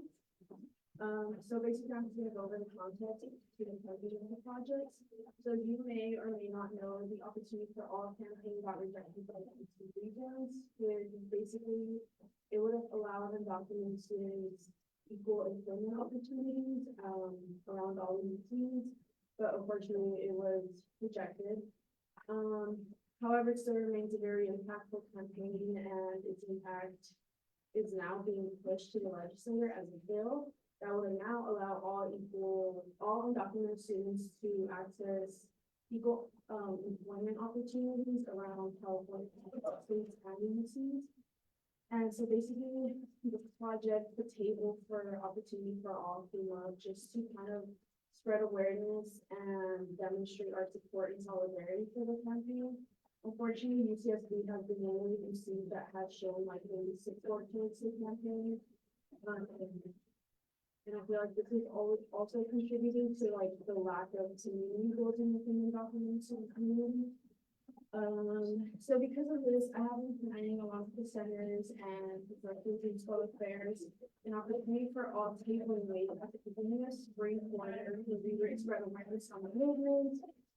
Additionally, it would be like an interactive tabling where we would have like a large wooden board. And we would be an opportunity for all on it, and students could write their stories or their experiences on why the movement is important to them. And it would be located, the board would be located in front of Sword Tower as a statement of solidarity and support. And just to kind of spread awareness on their campaign. So for that project, it's an overestimate, but I'm requesting $400 from Senate and allocated for craft materials such as like the board, paintings, shoe, the banner. The second project is a town hall for undocumented students to go to the community and express their needs through a tool-bag painting night. The undocumented community at UCSB is very small. Currently, undergrads, it stands at like 270 students, which is like nothing basically. So I think just gathering that support and showing that we like, do care about their needs and we're doing projects for them can really help community building, and also just bring them closer to AS. I feel like there's a lack of representation of undocumented students in AS. Connection between them. And basically my goal between these two projects is really to build community and have students that are there for them and be supported throughout the passing of the bill. And the funding, I'm asking the funding for this project for also $400, again, an overestimate from Senate unallocated. For food, we're thinking like Chipotle catering, with the tote bags, the painting materials, paintbrushes, and all the details haven't been concrete, but it's also gonna be like around the third week of spring quarter at the NPR and the SRB.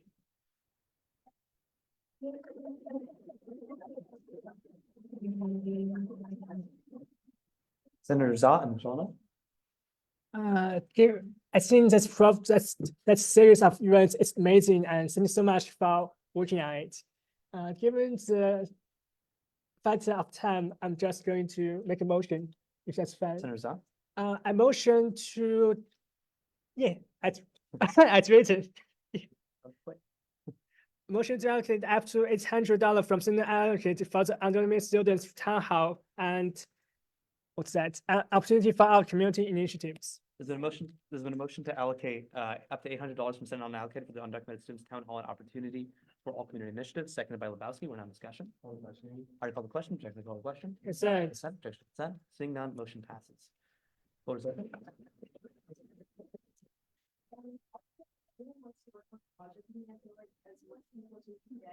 The better, just so we can really smart communities with more people.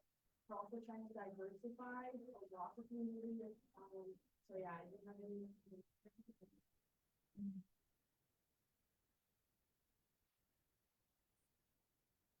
Floor is open. The next action item, Senator Rowe. Who put seal fund on there? What's that? Senator Zott. Yeah, I did. So the reason is I thought the sale is going to run out of money, but Michael found 51,000, so let's just skip it. Senator Shauna. Sorry, I do want to skip that, but I want to give people some context because it was kind of brushed over and it's a very important development in a story that we've been following closely. In fall quarter, about $50,000 were allocated by the Finance and Business Committee for various RCOs, different various projects, when that money wasn't spent. So if somebody got approved for $5,000 for an event rental and they used $4,300, the $700 left over added up to about $50,000. And Michael was able to do, who's the liaison, the staff advisor for F&B, was able to do a journal entry and get that money available for winter. That's why we're out of that particular pinch. There's still a much bigger conversation about how we use seal that we should have hopefully before. Senator Rowe, and then Littlepage. Senator Littlepage. So I just wanted to address this because I heard it. I heard that a senator had granted like up to 10 to 15,000, from one of our, from Senate and allocated to F&D. So I'd like to know if that's true or not, because if so, I've heard that's. Senator Carlson, yeah, Senator Carlson. A single senator cannot allocate any money for whatever reason unless it is approved by our minutes. Yeah, that's. So for you to see any financial decision to be made, has to come to us first. Senator Shauna. Sure, I can speak to, I think, what the rumor mill has purported into what you just said, which is that Senator Rowe, Senator Jha, and myself met with the chair of F&B and reached an agreement in the situation that we understood that we, that is Senate leadership and Senator Jha, felt comfortable with them making an allocation of up to $5,000 per week for the remaining 2 weeks of finance and business. That isn't a financial decision. That's a question of what we felt comfortable with as senators.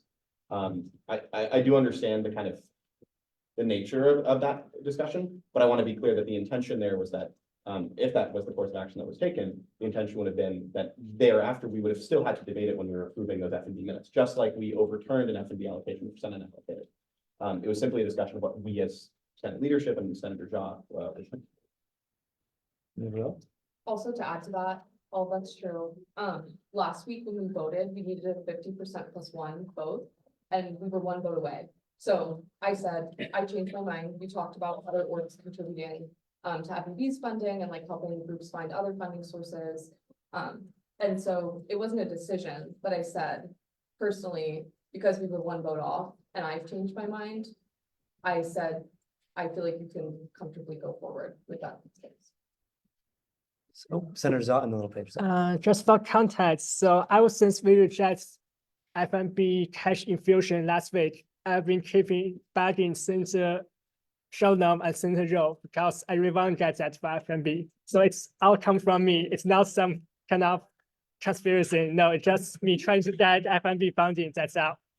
Thank you, Senator. Senator Martinez, sorry. I just want to add to this conversation, you guys should probably, as somebody who was in the FMU meeting on Monday, probably reach out to Yael and clarify that, because I'm pretty sure she was like literally saying, okay, next week we're gonna. Okay. Just want to make sure the communication is there. Yeah. Okay, Senator Littlepage, and then Okay, just glad to have that cleared out. In the future, all of Senate should be consulting on financial things like this, but I'm sure you guys are gonna, so. Senator Rowe. Yeah, I agree. That's kind of my hope, and like I have communicated that with Children Union, and I also want to clarify, like, I wasn't like, oh, I feel comfortable. It wasn't a unilateral choice. It was like, disperse these funds, but the Senate will be like debating and discussing this. If you go through their minutes, they didn't actually allocate any of Senate unallocated. And it seems like they still have money in seal for now, so I don't expect it to be an issue, but yeah, it was kind of a timely thing. They were like, we would love to have some sort of information by Monday. Yeah, we've contacted Yale, so hopefully we can clear things up. Senator Lepowski. May I move into a different subject item? Of course. The beginning of, unless you want to continue talking about. Senator action. We have another action. We'll come back. Okay. Come back to discussions. Senator Rowe. Motion to strike seal fund from item G action items. There's been a motion to strike seal fund from item G, action. Is there a second? Second by, I think I heard Sean off first. Am I wrong? Second by Sean off. We're now in discussion. I call the question. Take the call the question. Consent. Seeing none, motion passes. Floor is open. Senator Sean. As the liaison for the Jewish Commission, I feel like it's my responsibility here to present the case for their funding request. I want to say three things before I do that. First, I beg of you to hold that funding request decision completely separate from the discussion of anti-Semitism that we just had. There's nothing to do with it, and it's a funding request that predated what happened at the NCC. But I want to make that clear. So I added into the agenda an email that, an exit from an email that Chair Rukin sent regarding this funding request. I want to basically give you a bit of context. So Mega Shabbat is the largest event of the Jewish community each year on campus. It draws, at least last year drew about 1,000 attendees, including a huge number of Jewish students, but also non-Jewish students and administrators and faculty. And it's sort of the definitive Jewish event of the year. To be clear, it's not Jewish holiday. There's no Jewish holiday called Mega Shabbat. It's just a Shabbat that we choose.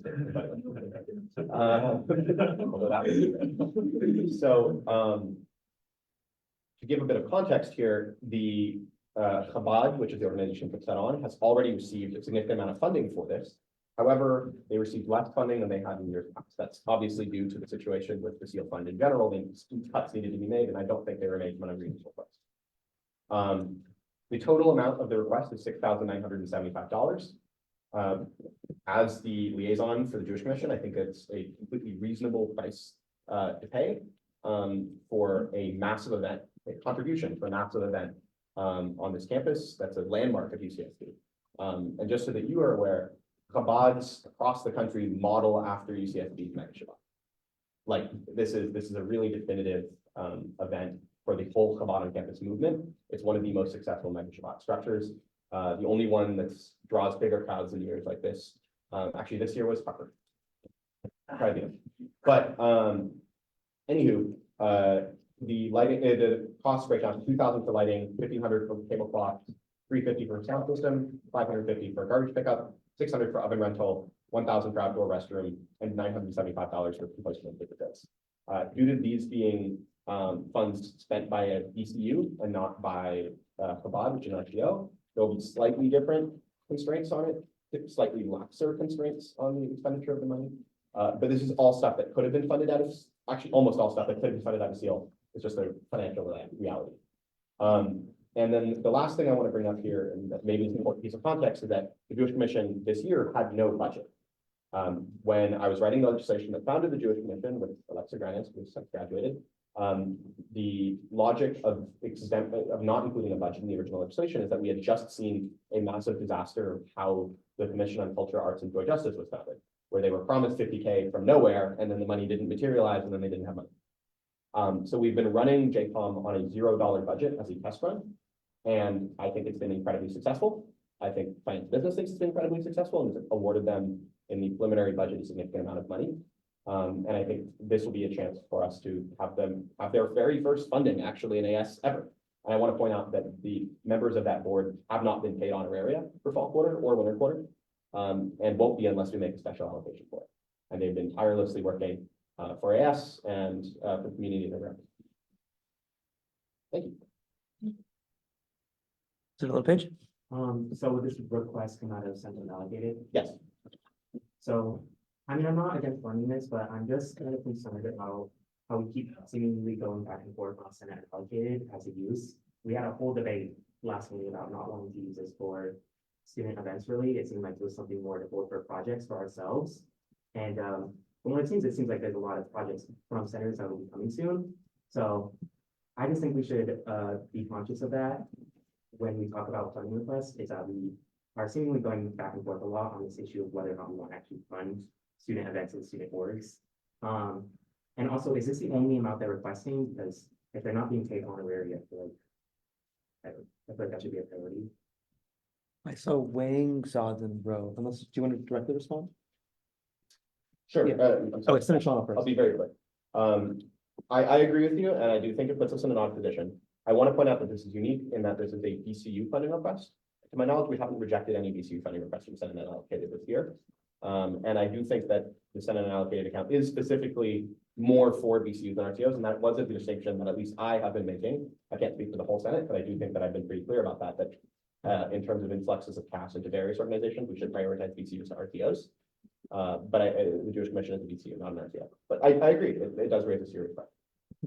Okay, Senator Wang. So because this decision has been delegated to us as opposed to FNB, I do believe that we should give this the same scrutiny that maybe potentially FNB would, because we are technically FNB, but mega. But my question is, for the previous 37K funding to Shabbat, do they have a funds request as well? And my concern is, what if the items just like they double up, right? What if there's already tablecloth money allocated towards Mega Shabbat, and we're just like they're asking for more money for tablecloths? Where would I go? That's a trick question. Do you want to? Oh, Senator Gabriel. Just because like to bring up FNB's like opinion on this, Yale did recommend that we do approve this, and FNB already discussed this and wanted to approve it in that meeting, but I recommended, because there has been a lot of feelings regarding us approving things in FNB, for it to be brought here. It's not necessarily like something that is like they really want us to discuss in depth, like they already discussed it in depth, want to approve it, feel like according to legal code, like that's why they kind of made that spiel earlier, is because they do feel according to legal code, this is what Senate unallocated should go towards, and they kind of want to make a stand that I think we should be able to kind of like make that decision. But yeah, that's just like FNB's opinion of it. Just thought that would be important for people to. Context. Senator Zah? Yeah, as someone who argued for half an hour last week on why we should fund FNB, I think we have about 104,000 in it, and the fiscal year ends in 3 months. We should spend it while we have the chance. I support when it comes to SEOs, and I also support when it comes to Mega Shabbat. A yield. Thank you. I just want to give everyone a notice. We just got a 20-minute warning from the use staff. Senator Shaw? I reserve my right. I think it'd be appropriate if there's still more discussion, you can make the discussion during the motion, or just make the motion. I motion to fund the AF Years Commission $6,975 from Senate allocate for Mega Shabbat 2024 sponsorship with the following specific allocation by line item: lighting for 2,000, tablecloth for 1,500, substance 350, garbage pickup 550, audio rental 600, with the restroom 1,000, disposable paper goods for 900. Second. There's been a motion to fund AS Jewish Commission $6,975 percent unallocated for Mega Shabbat 2024 sponsorship with the following specific allocations from line item lighting 2,000, tablecloths 1,500, sound system 350, garbage pickup 550, oven rental 600, outdoor restroom 1,000, compostable paper goods 975. Is there a second? Second by Senator Rowe. We're on discussion. I call the question. Objection, we call the question. Consent. Consent. Objection, consent. Seeing none, motion passes.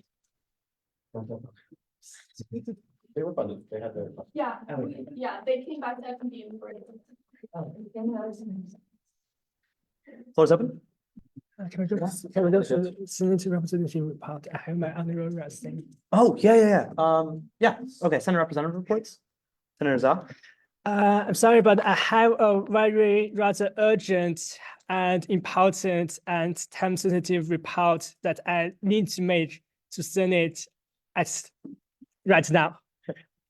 Yeah, so it's a report on the timeline of winter on Aurora. As you all know, it does not go really well.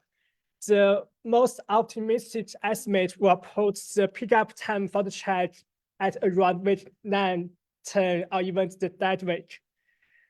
So this timeline should not and cannot be repeated, because if we do the same thing for the spring on Aurora, it will be only ready at summer, and then people will already be graduated.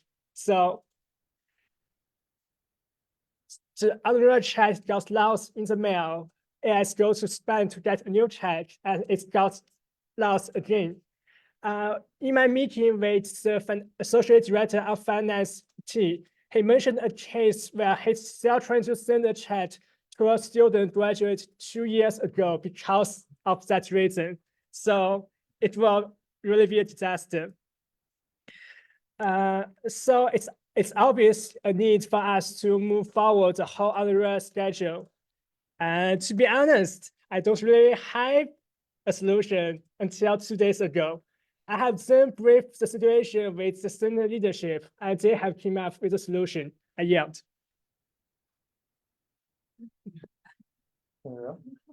Okay, my idea was that we just evaluate the ones that have come in before like this Saturday or this Friday. Preliminarily, so that the people who filled it out early can get their checks. The only issue I can see there is if chairs haven't submitted their evaluations, we won't know whether they intended to or not. But we could just go forward and evaluate all of the submissions that do have a chair report associated with them. It's not like we're still gonna evaluate all of the other ones in a timely manner. It's just that we can kind of give admin some time to go through all of the checks one by one, so. Senator Shull and Lopez. Yeah, I agree. This is a serious issue, and I think that Senator Rowe and Senator John's plan on this resolution is appropriate. I just want to make the Senate aware that on February 5th, I sent an email to the Honorary Committee trying to resolve this issue long before it had become an issue.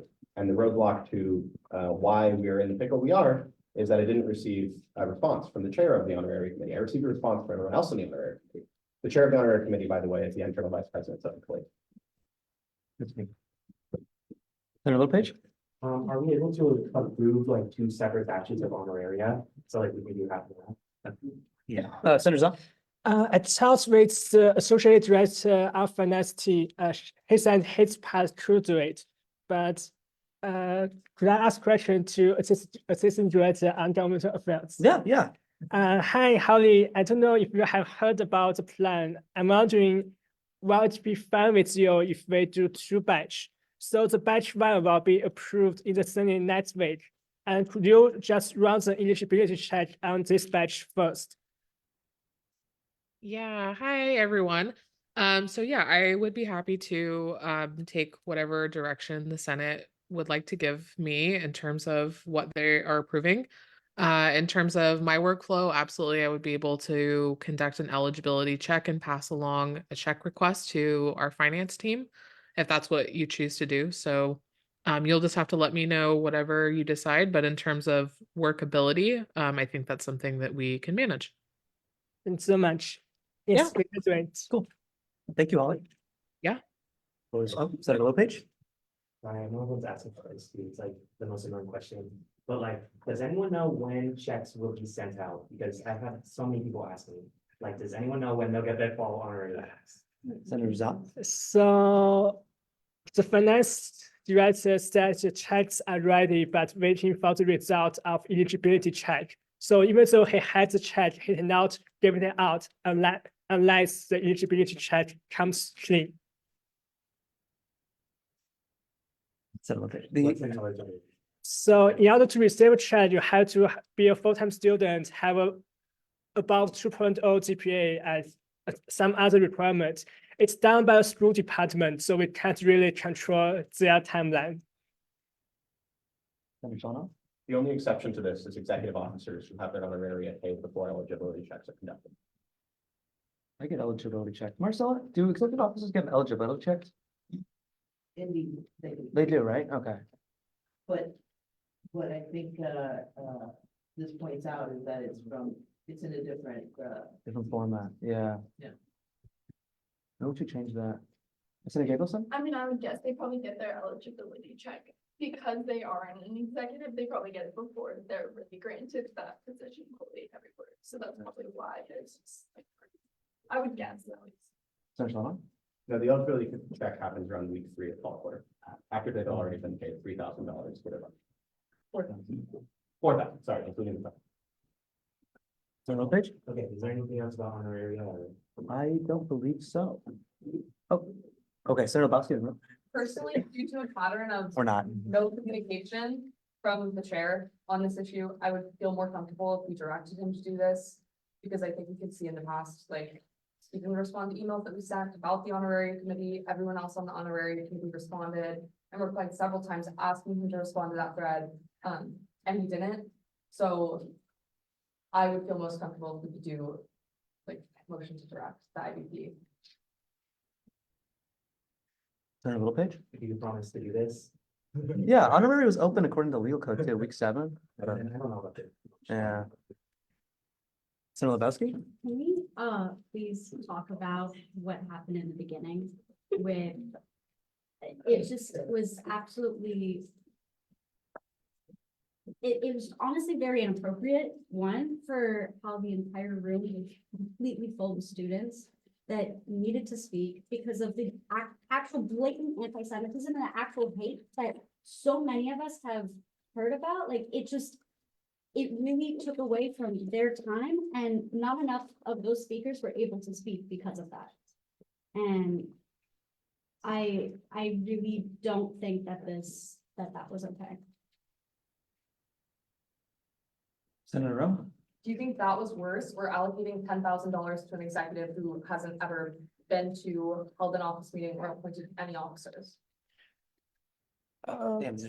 Points out there, I don't mean to interrupt the discussion. I think what is going on is really important. But could we first approve our minutes and appointments before we go into that discussion, please? I yield. What is open? Would anyone like to make that motion? Senator Donald? I won't be making a motion. To answer your question, and I agree with Senator John. To answer your question, unfortunately, due to Robert's Rules of Order, the objection was to him chairing, and therefore the objection had to happen at the moment that he called the meeting to order. It's an unfortunate reality of the structure, and I agree that it could have, if possible, happened later, but it couldn't. And I'm sorry about that. Senator Wing and then some. Any motion to add basic needs, February 26th to 2024 minutes onto the. You want to make that motion now? I don't have, I just.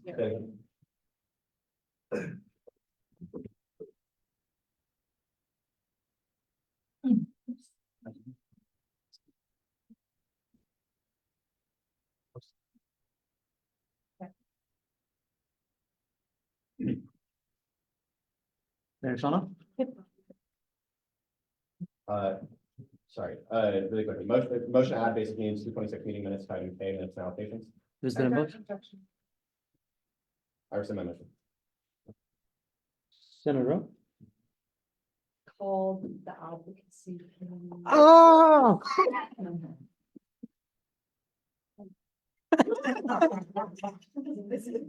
Senator Shawna? Motion to add advocacy committee to 26 meeting minutes to item K minutes and allocations. There's been a motion to add advocacy committees 226 minutes to item K 227. 227 minutes. That's what I heard. 220 227 minutes to item K, minutes and allocations, second by Rowe. We're now discussion. Article on question, directly call the question. Consent. Consent. Seeing none, motion passes. Senator Zal. Motion to bundle and approve all minutes and allocations with additions. There's been a motion to bundle and approve all minutes and allocations with additions. Is there a second? Second by Gabrielson. We're now discussion. I call the question, directly call the question. For consent, objection to consent. Seeing none, motion passes. Floor is open. Senator Zal. Motion to approve Cesar Castillo as the chair of election board. Sorry, what was the motion? Motion to approve Cesar Castillo as the chair of election board. Let's get into the motions. Do you rescind? or I do you want to- rescind. Okay. Senator Donald? I was hoping to invite President Wexler back into the room for this portion of the discussion. This is a very important topic. In my view, Cesar Castillo is not fit to serve as chair of elections board. There are several reasons for this, but I think the one that I want to bring up in this public setting, because as a matter, of course, we don't try to talk about public matters of personnel in a public setting. But what I can bring up, which already happened in a public setting, was what I believe was an extremely inappropriate, extremely unprofessional, and a very poorly executed resignation from his office as parliamentarian. And I think that the last person we want making these sort of emotional decisions is the person who needs to have a level head and hold themselves and hold others to account in the most emotionally charged and most important part of the entire year in student government. They will be listening to the most powerful people in our association, asking them to make decisions. I do not think that Cesar Castillo is capable, given his record in that room. And I don't think we should accept that appointment. And it is my understanding that President Wexler would be happy to supply another appointee if we were to reject this appointment. Senators, I saw Zal and then Wayne. While recognizing the points made by Senator Shalonov, I would like to point out we are very late into our term and the start of the election season. Next week, week 9, will be the deadline for adding any locking fee measure to the ballot. And it needs an election board to process those locking requests. And not too long, the election board needs to be open for people to register to run for the spring election, which will happen on, I believe, week 5. If President Wexler can produce another candidate in a timely manner, I think we should consider not approving, but otherwise, he's the only guy we have, and we need an election board. I yield. Senator Folk and then Senator Shalonov. Yeah, kind of building off of that, I wasn't at the meeting where Caesar retired. Resigned.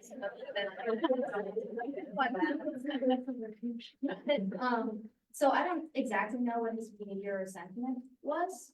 I should watch it, but oh wow, I'm such a hypocrite. I was gonna say, like, why did Tesla approve him? Like, maybe she might have known about the whereabouts, like, especially since it's week 8. And I have a feeling there were a lot of other applicants to this board that could have been way more qualified.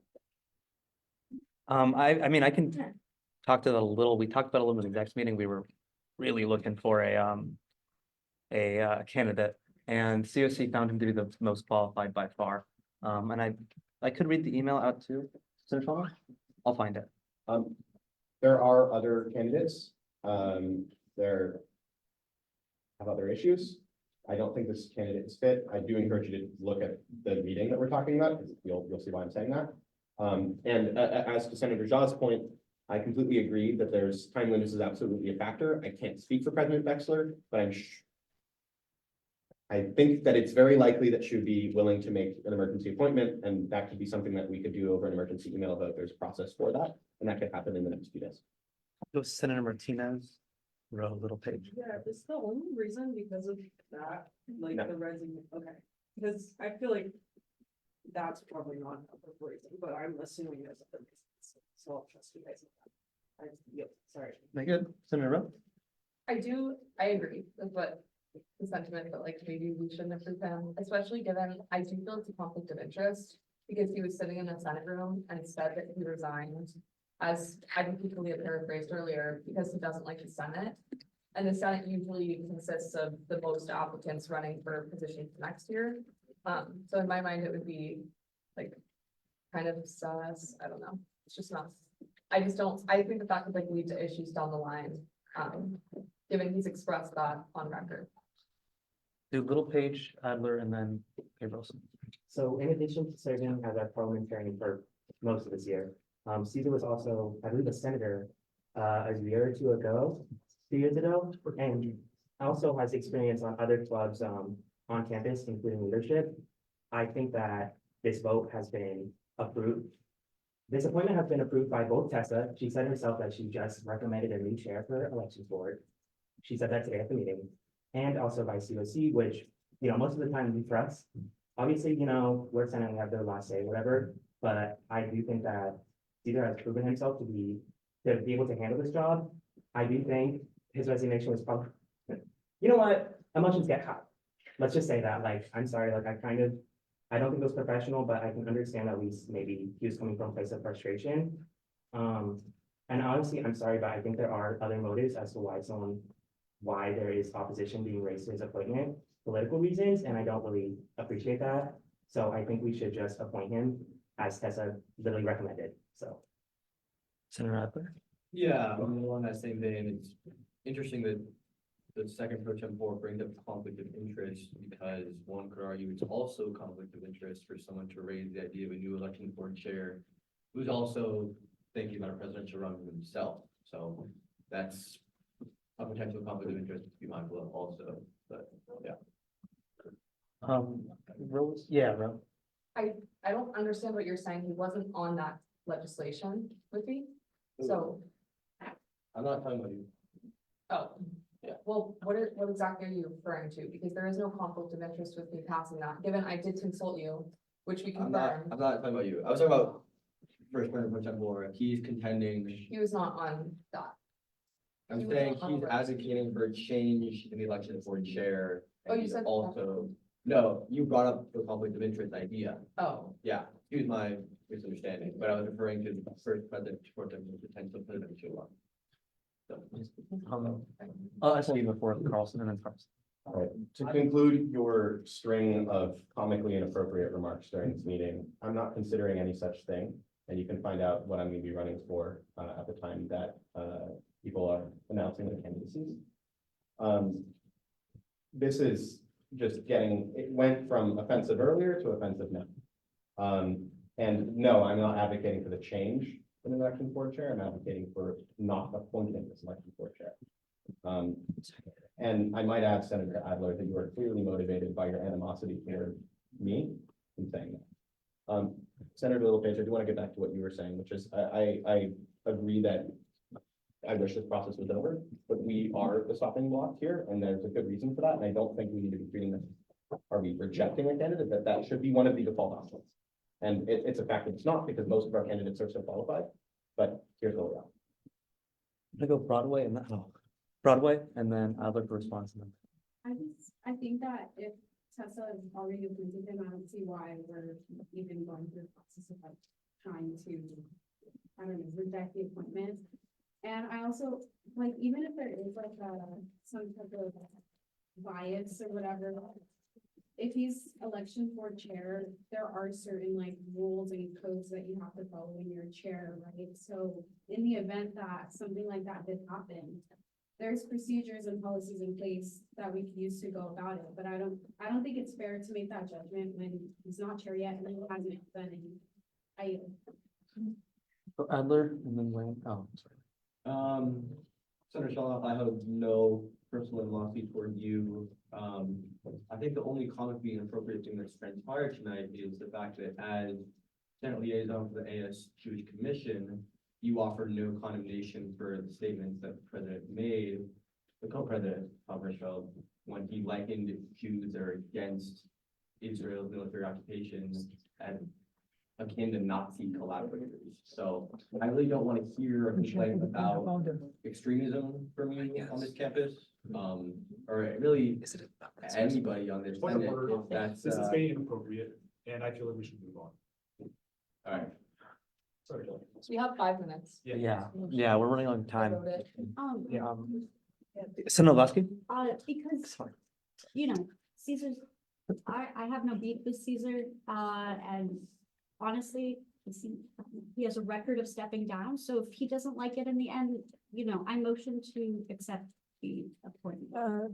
Wait to vote, please. Sorry, I did it wrong. Yeah. didn't I? It's okay, well, Senator White, A motion to vote on the appointment of Cesar Castillo by hand vote.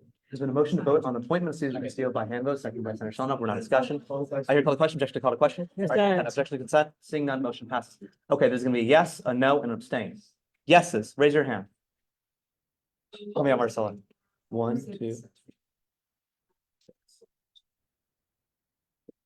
Shade 12? Yeah. Noes? 1, 2, 3, and abstentions?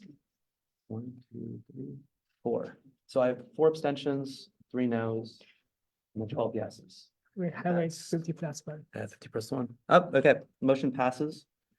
That's 50% one. Ratify all appointments of the president presiding officer by a majority of 50% plus 1 of the Senate. Yeah. Motion passes. Okay, we're 2 minutes over when we were. Senator, We need to go into acceptance of the agenda, don't we? no, it was already accepted. Oh, there's. It was accepted with additions.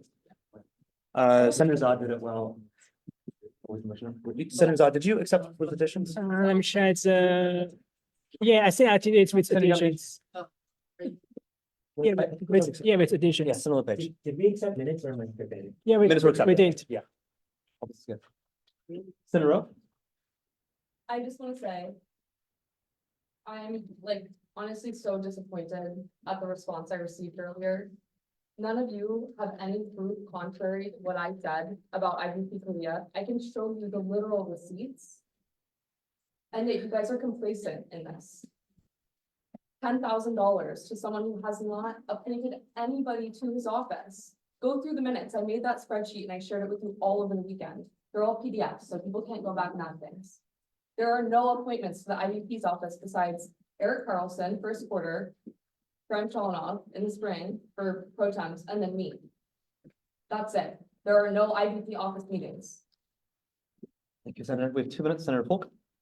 I don't care if it's 100% true. I don't care if he's been sitting on his butt the whole quarter. Obviously, he hasn't because he's come to like a few meetings, but like it is completely inappropriate to just air someone out at the beginning of the meeting because you don't want to chair when you were just. Point of order, that's actually not true. It is appropriate. Please stop interrupting me by saying point of order because I have not been doing that to you. And I think in the Senate, we should try to be friendly to one another and not just insult each other in the middle of meetings. You can file violation inquiries. You can take care of violations of legal code in a professional and polite way so that you don't make your peers feel incompetent, even if they aren't fully doing their job. Because we're all still college students and we're all still learning.